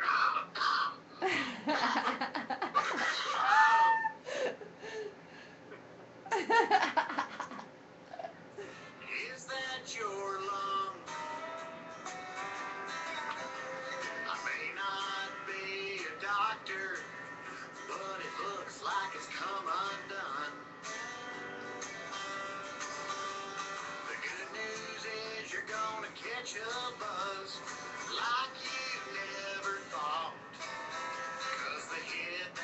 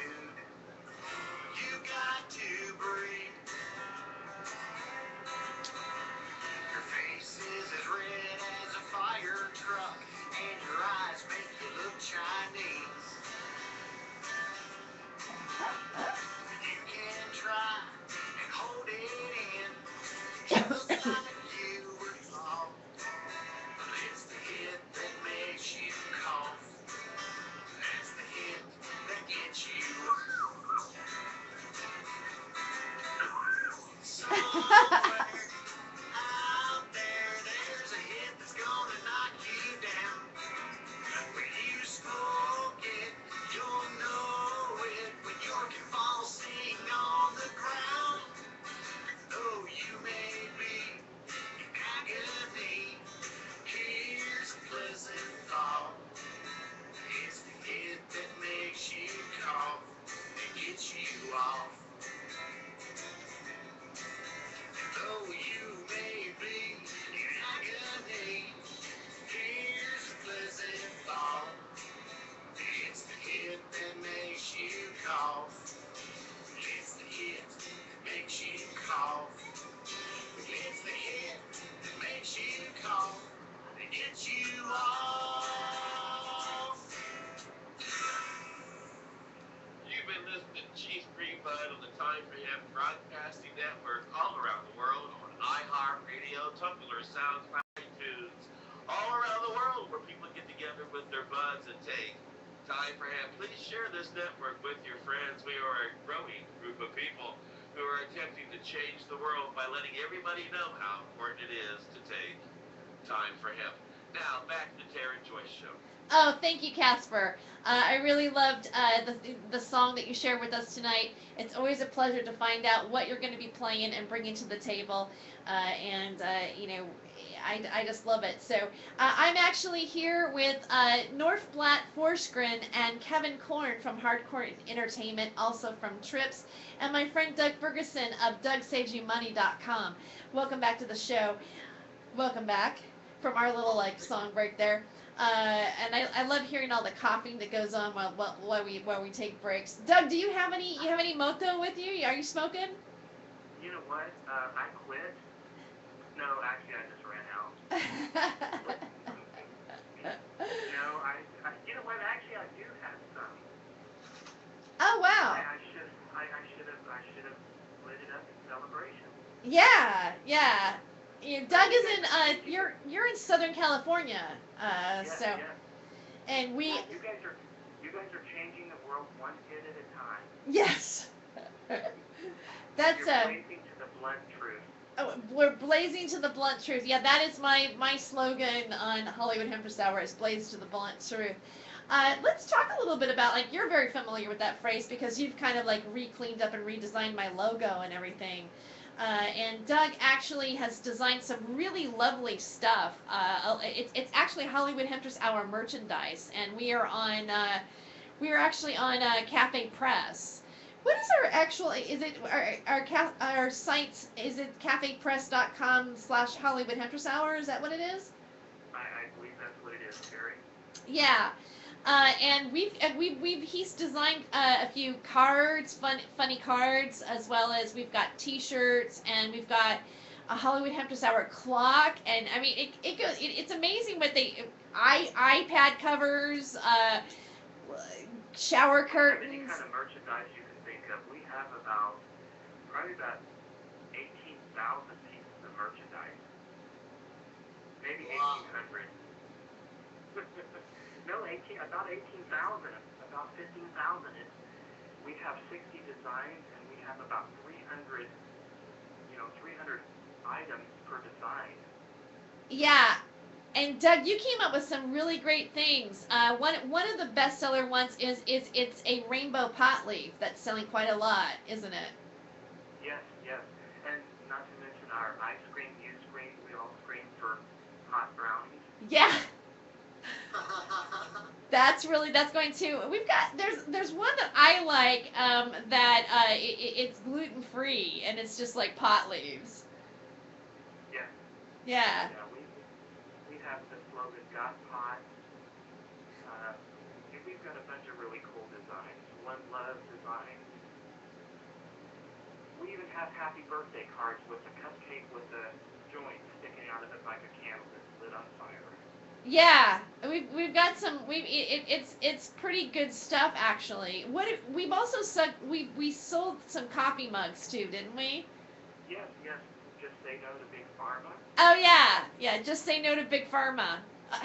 that one that was like one of our first ideas. Was Yes, the just. and that was our first sale too. Yeah. Oh, that's so cool. Yeah. And here's the thing about the Hollywood Hemptress Hour on Cafe Press right now. We are actually helping out a woman named Viana Haju. Viana was a dispensary owner in Devonshire, area in Southern California, and she was raided by her by the local police actually, and denied her blood pressure medication, and had a stroke, and lost her business, and now she's still standing at trial to protect her innocence. And so we are giving 10% of all of our sales are going towards her legal defense fund. So if you want to check out our site and purchase something, not only are you helping us out, Doug and I, but you're also in Hollywood Hemptress Hour to thrive. But you're also helping out Viana Hashu, and she's a wonderful woman, and we really want her to win her case. So. Plus, you're getting some killer one-of-a-kind merchandise. Right, and and it's all been designed by Doug. I mean, I kind of hashed out ideas and brainstormed Yeah, with we him, both but worked on it, Terry. well, but I was just the idea person. Doug actually, I was on some stuff, and then Doug, actually did it. Yeah, but Is there anything with you in the Statue of Liberty outfit and the pasties and all that? is there something? There is limited stuff on there with the Statue of Liberty. Absolutely. With Terry is the Statue of Liberty. Yes, Yeah. yes, there's That limited famous stuff with picture. her on there. I don't think that we have it on everything, just because some of the photos didn't fit on some of the merchandise. But yeah, it's on greeting cards, glasses, and mugs, and T-shirts, and all sorts of good stuff. The only thing we don't have it on is baby clothes. Baby clothes and kids T-shirts. Well, it doesn't. A lot of that. It doesn't seem appropriate to be on a baby outfit, still kind of like, I don't know. I bet though Nordblatt would probably beg to differ, huh? Would you like? A big top tape that says "I still breastfeed." I did put the One Love stuff, our One Love stuff without a Podly symbol on it, on the baby clothes. Yeah. That's the only thing that I put on those. Everything else is marijuana related, and so I just thought, you know what, you probably don't want to send your kids to a school with a T-shirt that says legalize hemp or legalize marijuana. No, but a good onesie maybe. Oh, that's funny. Doug, you've participated in some activist stuff with marijuana. I think I might have an influence on that for you. Absolutely. But one of the things that I look back as a really wonderful memory, and also there's 3 people that were on part of that adventure that we did that are no longer with us. But we did a medical marijuana float in the Gay Pride Parade in West Hollywood, which is like the big one, really. If you're gonna, and you mentioned reducing DeJay's telephone bill, and we're gonna have DeJay Kuti on here very soon. DeJay and I have been working together, and she is the president of the Patient Advocacy Network. Which is a 501c nonprofit that helps patients' rights. And one of our first adventures is that we entered into the Gay Pride Parade only about 6 weeks before it was about to happen. And we made a float. The premise of the float was it was called "Cultivating Pride" was the theme of the parade, and so we made we made it like it was a garden. We took 2 Christmas trees, and I think there were 3 or 4, Terry.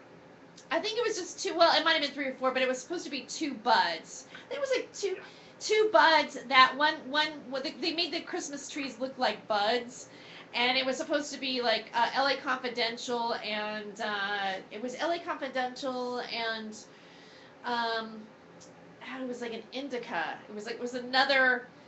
Yeah, it was purple and orange. We Purple Cushion, and I think it was like Purple Cushion and LA Confidential, and we like tied little parts of the leaves into colors of like the purple Kush, and how it would have really looked as a bud, and we made this whole garden, and we'd have people be a butterfly, like a human butterfly, and like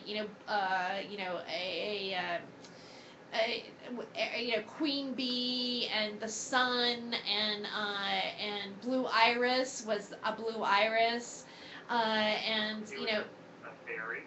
and there was a fairy, and I was actually dressed up like in this old school bathing suit, and with a Maryland wig, and a watering can and a huge joint in my hand. And then my partner was another girl with a mustache. It was like a transgender, and it was and my friend she used to call her character Carlos Escobar, the Colombian drug lord was the name of her character. And Jen. Wow, she was way ahead of her time. Who knew that she was going to end up, like, being, like, what was that, the mayor of New York? Right, right. So we did this whole like float, and we actually won. Here, get this, we won like the butterfly award, which is for the most colorful and original float entry, that amateur. And we won like $1,200, so we basically made all the cost that it was to put it together back. And of course we did, because what better thing you're gonna do when you smoke weed? You're gonna come up with the most colorful and original flow, right? But there were a few people that actually passed away that day, and one of them was our friend Blue Iris. Doug, do you want to say a little something about Blue? You know what? Blue Iris was probably one of the most wonderful human beings, aside from yourself, that I've ever known. She was on the Howard Stern show. She was the dirty old lady that had a mouth on her that I literally couldn't believe some of the stuff that came out of her mouth. Hearing her. She was famous on the Howard Stern show. I mean, she would say things like I'm really hot, right? She said like this, like I'm really hot, I'm really horny. I'm touching my pussy, like I mean, and I'm being soft about it. But she was notorious. She was very well known for being a regular on Howard Stern. Yeah, and she's still on. She is still played on Howard Stern. Yeah. He still plays her. And yeah, she was what a wonderful person. To know her and to hear her were two different things. And then there was Erica McLean, who is a well-known famous adult filmmaker. Yes. Erica McLean. Her and her husband Clyde McLean started the Barely Legal videos way back when. And then there was and what's interesting about that is some of the donations that we raised came from some of the biggest adult film companies ever, and they can't put their name on it and say sponsored by blank, because like you can't depict any type of drug with the adult films. Like you'll never see an adult film with somebody drinking a drink in it, because it's illegal to use any type of drugs or have it in the scene and have live sex or actual sex. Yet on TV you can see somebody smoke and drink and have sex. Well, in TV you can see somebody's head blown off, and that's perfectly fine. But show a naked breast, and it's not supposed to be happening. Yeah, seldom do you see it get their head blown off while drinking a Pepsi, though. I think that's what Doug was getting at, is, you can have the sex scenes on major networks, and show a product. That's no problem, but as soon as you want to have sex scenes on a porn type video, there's an issue there. I think that's a little bit. Go ahead. What's going to traumatize a kid more, seeing a breast or seeing somebody's head blown off? Well, what was really weird? Remember when we were in Salt Lake City, in North Platte, and a lot of people were like, they had kids, and they were like, had these things to pacify their kid, and there was this thing that was a human boob. It was a boob to give to your kid to calm down. And you guys gave it to ayahuasca, and she went so crazy over it that she actually burst it and broke it in half. She popped it when it, yeah, when it was taken away, or. Yeah, no, that was awesome. Actually, I want one of those. Fuck, that's almost worth investing in. Those things were great. Look, if I had one of those, I'd just leave the office. Right. Yeah, that was a weird thing. I mean, it was weird to observe it, but it kind of like went how primal is it? I mean, like what psychologically happens around the breast? Like of course you're getting nutrient that way, but it's just like everything that it calms you down just to touch it. It doesn't matter what age you are, Yeah, just like I was saying last night, boobs. I mean, guys are it's the guy's kryptonite. So Remember, fight with your old man when you do it, just fucking take your shirt off. But, there was somebody else that was on that float that's kind of interesting, that became a part of it, and it was Magic, who actually is Henry Hemp. Henry Hemp was born from that particular float day. I don't know if anybody out there knows Henry Hemp. I mean, there's a lot of people that know Henry Hemp in the American aspect of legalization. And I don't know like if he's like throughout the whole United States, but enough to where like in California and Colorado, and he has like a lot of videos about hemp, and he actually was accidentally, I asked him to become part of it, and it's kind of your fault, Doug, that he actually became Henry Hemp. And I mean, it's true. Remember, what happened? Like, you cut, what was your costume? Tell the story. We were the head people carrying the banner for the float. Oh, wait a sec. You know what? We're gonna have to come back to that story. I didn't mean to, be rude. But we do need to take a break. We'll be right back, and we'll with the Henry Hemp, how Henry Hemp became Henry Hemp, who's not really Henry Hemp. We'll be back.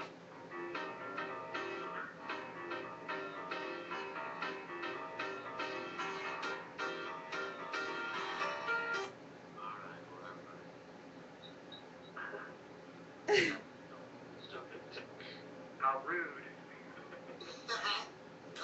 I know.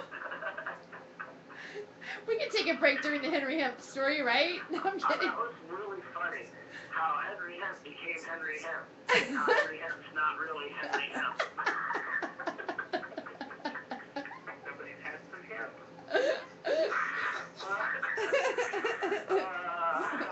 That was great. Thank you. I'm glad you enjoyed that. Fantastic. Only because I know who he is. Do you know who he is? Yeah, did you see what happened today? No. Okay, so today he put out this post, right? Uh-huh. On Facebook, talking about how, it was kind of about, if you had a bad day yesterday, just let it go and know whatever you said or put on Facebook, blah, blah, blah, blah, blah, was yesterday. Be free, good things are coming, do-do-do, and he was all dope, positive energy. Right, yeah. Right? So I shared it, right? Uh-huh. And today was the weirdest day, okay? So, Summer has this friend, hasn't seen in, 2 years, just shows up out of the blue, and it's like, oh, I owe you money, here's $400. Boom. Then all of a sudden, going out to the mailbox, checking the mail, there's a State Farm bill, and I'm like, oh, great, insurance bill. I open it up, and it's a letter from them saying I've been double billed, and they sent me a check for $428.30. Wow, that's a good day. God, yeah, I was like, oh.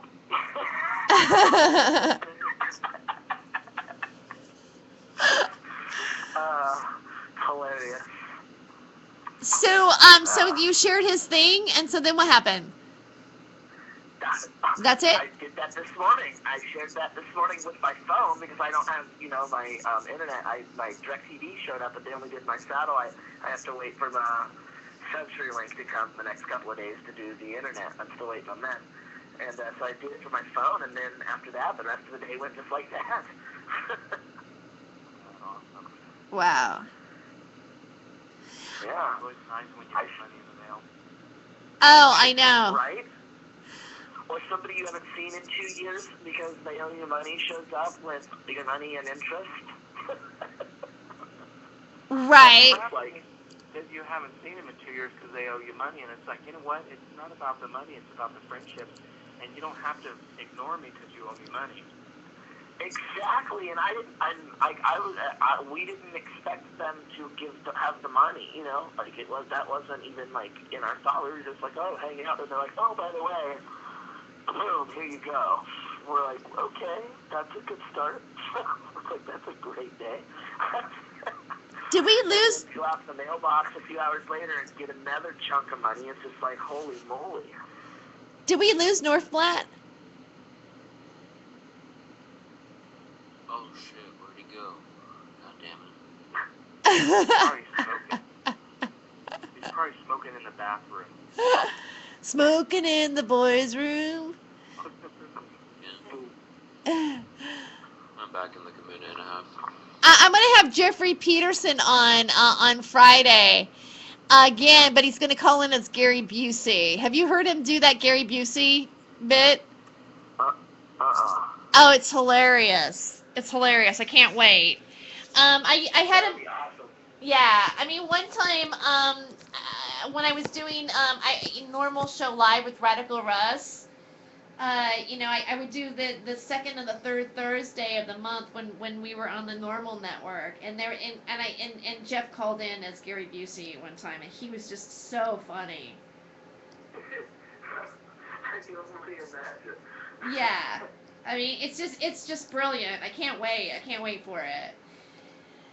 And then we're gonna probably pre-tape Ron Osborne as Sergeant Detective Harry Palmer Jr. And have you seen his stuff as that character, Ron Osborne? Oh, I have. If you haven't, I need to post some videos in the Trips page. Yeah, that's the one. Are we back? North Flat is picking up. I'll keep trying it back. Okay, this is Sasha. Hi, Sasha. Yeah, hey, what's up? Hey. Yeah, like 5 seconds now. Okay.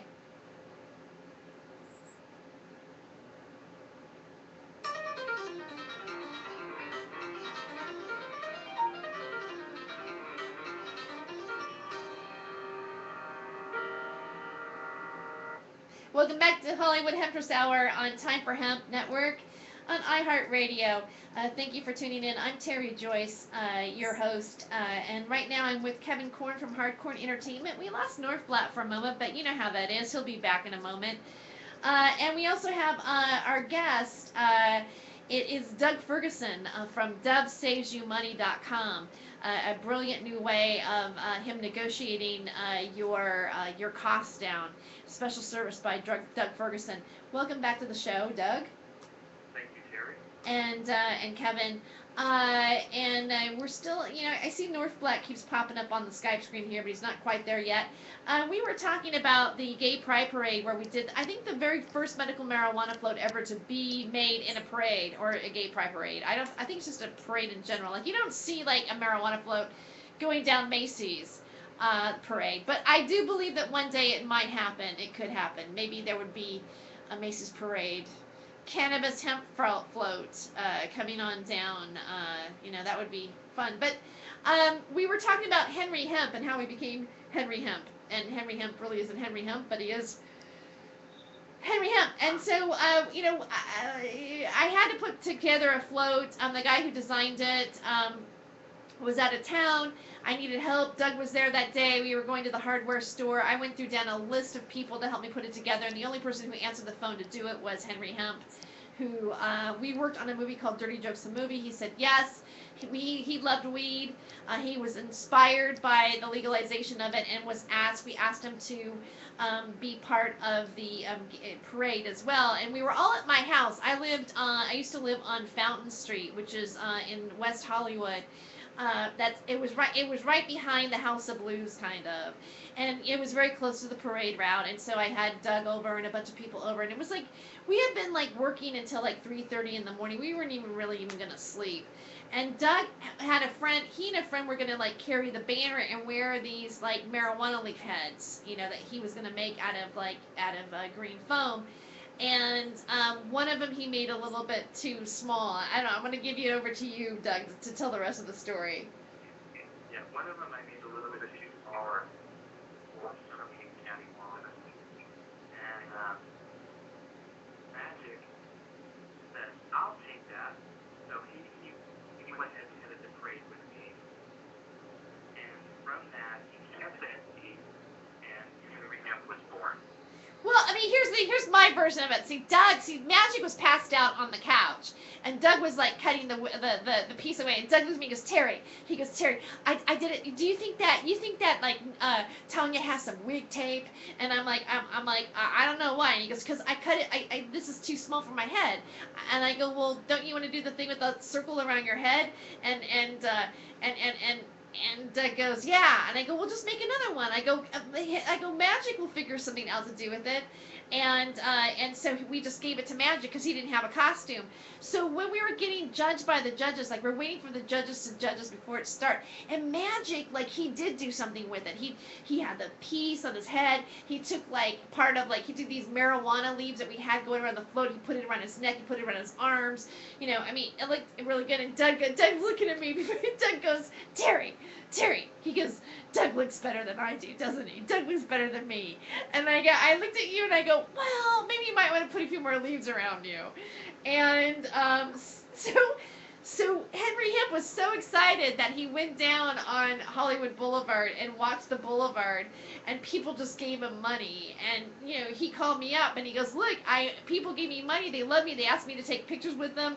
I'm like one of the superheroes in Hollywood. And so after that, he goes, I'm going to have this character named Henry Hemp. And all of a sudden, it just exploded. It was the weirdest thing. All of a sudden, there was murals being painted for him, cartoon books, and he was like this kind of like very popular character that has been part of this movement. It's almost fascinating, isn't it, Honda? I think it's fascinating.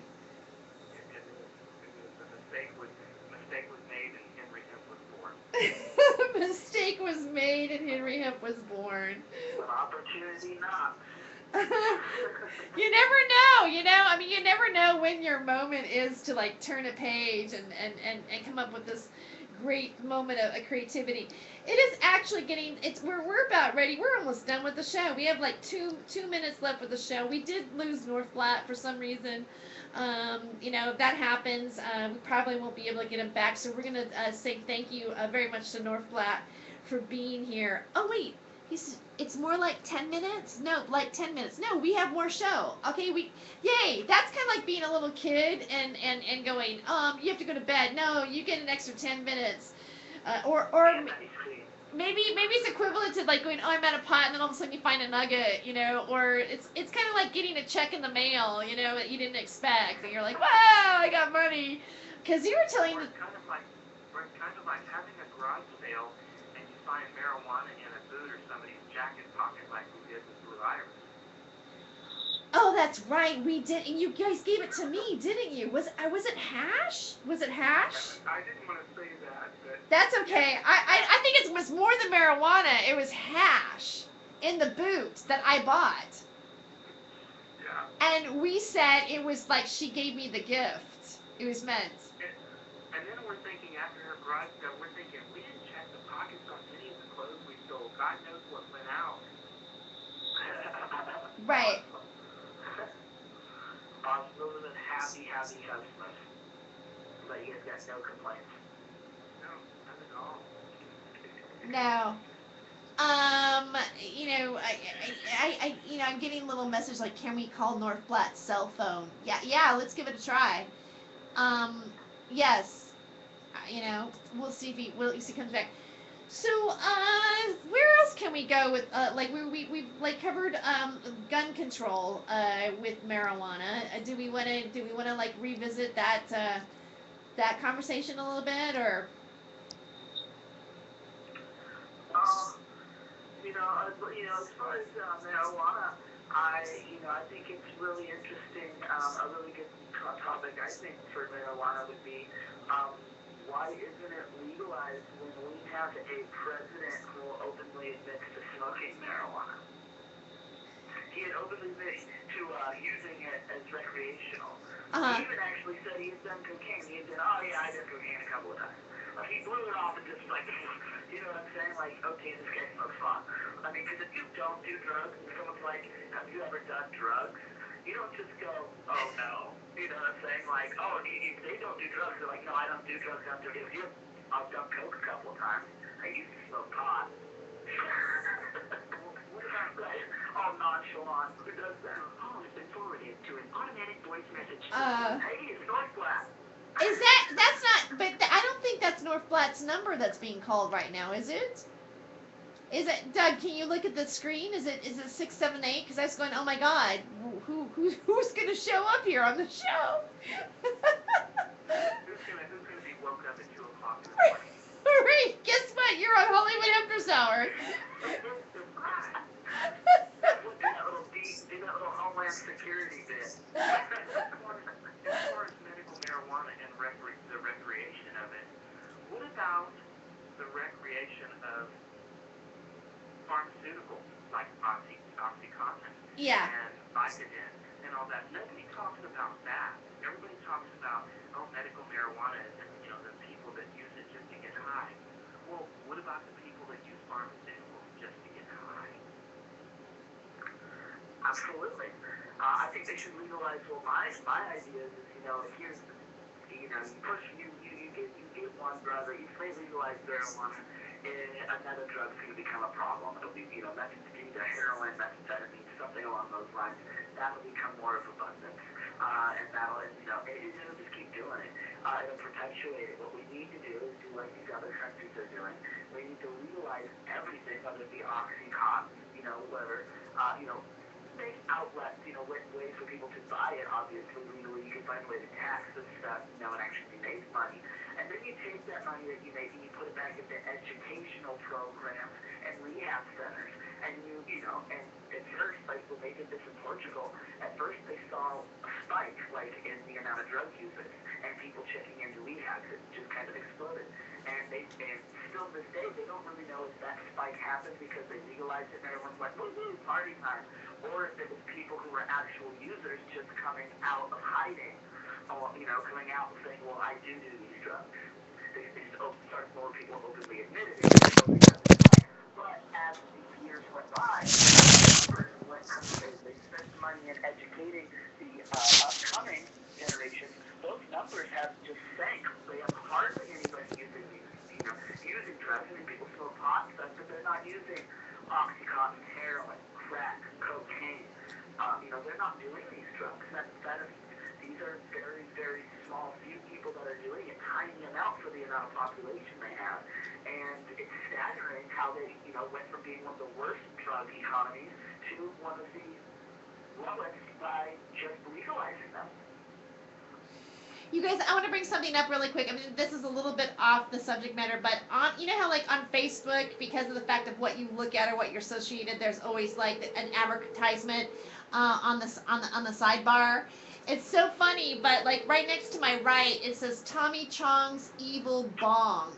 Evil Bong versus Gary Busey's Evil Bong versus Gary Busey's Ginger Dead Man premieres October 29th. Watch the ganja version now. That's like a weird coincidence because we were just talking before the break about how Jeffrey Peterson does this fantastic Gary Busey impression, and he's going to be on the show. And then it's like and then there's this thing associated with Tommy Chong and the Evil Bong. I don't know. I mean, maybe you guys aren't as impressed with that, but I think it's kind of funny. Maybe they're I'm just happy to have Gary Busey on the show tomorrow. Yeah, it's actually Gary Busey's. Busey's on the show tomorrow? No, not tomorrow. I mean, Gary Busey's going to be on the show on Friday. Friday, along with Sergeant Detective Harry Palmer Jr., which is another character played by an comedian named Ron Osborne. What? That was. That's really weird. I think Skype is possessed. I think so too. Maybe it's NSA. Maybe they're just listening to us and they're having fun. There's no maybes about it. They're listening. I'm really for sure of it. Hey, NSA, yeah, let's save you money on your phone bill. Deeps. How about those long distance rates? I mean, they gotta know about, can you save them money on tapping any other, like, people's phones in other countries? I mean, if you can work down those rates, I'm sure that they're all over it. Yeah, Verizon, I'd like your share everything plan, please.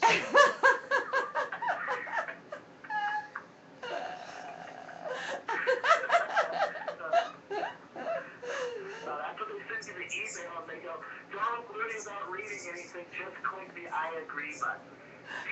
Right. Don't worry about reading the 10 pages of fine print. Yeah. Don't worry that you just gave them all of your retirement funds and when you die, if you had a fund, it's now owned by Google.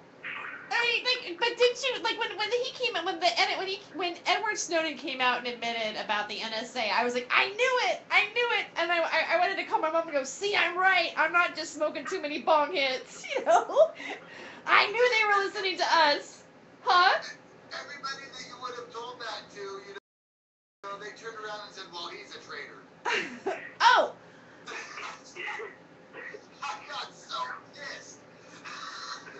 No, it's weird, but I have a cousin, my second cousin, and my mom's first cousin. Actually, he's a writer. He's a science fiction writer too, and was a physicist, and and he wrote on his blog how he thought he was a traitor, and a disgrace, and my jaw dropped. I go, that's my cousin. How could he think like that? But. Yeah, a lot of people view it differently, which I don't feel. Where's your choice at? Are you for humanity, or are you for something? Is it fair? Don't we have our rights? When does somebody have a moment where they go, yeah, I'm going to be a traitor, but I'm going to be a traitor because I feel that this is not right. Just because it's the NSA doesn't make it right. When you come down to what we feel that is really going on, or what's really protected by our Constitution, or what's fair, or what's right. That's where a lot of Americans become complacent. They're that's what they actually want. That's what they believe. They actually believe that if they just go about their business, pay their taxes, and give them the money that the government wants, the government's going to protect them and just take care of it. So it's like they just want to be babies. I think the majority already knew this was happening. Yeah, they just don't care. It wasn't as if this was a big bombshell. It was a confirmation. You know what I mean? Fuck. You know how many times this week I've heard, well, back in the old days, you used to hear a click if they were tapping your phone. That was fucking common knowledge then. Right. Click, click, click. Oh, I've been listening to. You know what? We are actually beginning to run out of time here. We have about a minute to sign off on the show. I want to thank my guest, Doug Ferguson, for being in. And again, I want you to plug your website one more time. What is your website, Doug? It's DougSavesYouMoney.com. And you know what? You actually have another website too, because you're also a photographer. You do actors' headshots and all kinds of other things. So what's your other website? It's DougThePhotographer.com. Oh, that's right. Yeah, DougThePhotographer.com. I love that. And you're on Facebook, aren't you? I am. Are you Doug the Photographer on Facebook? No, actually, it's Doug Ferguson.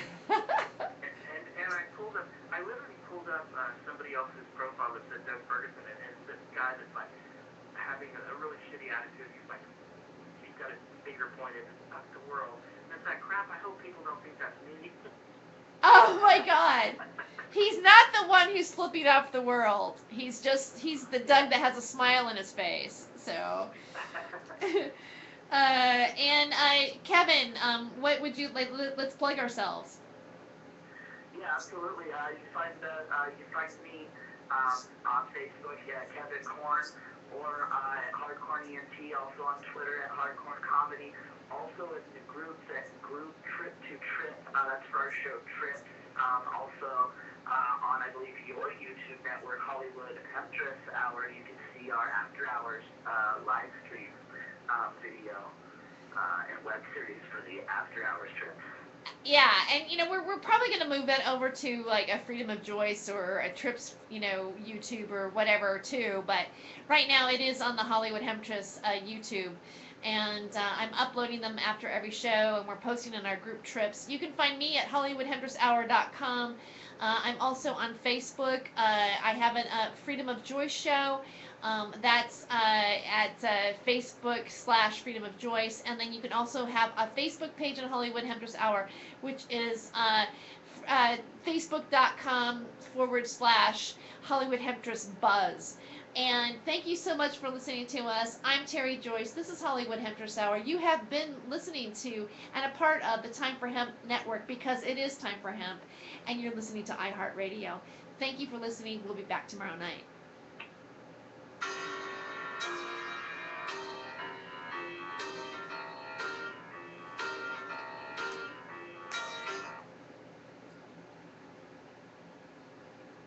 Yeah, sorry about that. My computer went totally shit can on me. Oh, that's all right. It just happens. I mean, there's nothing we can do about it. Thank you, Doug. Is Doug gone?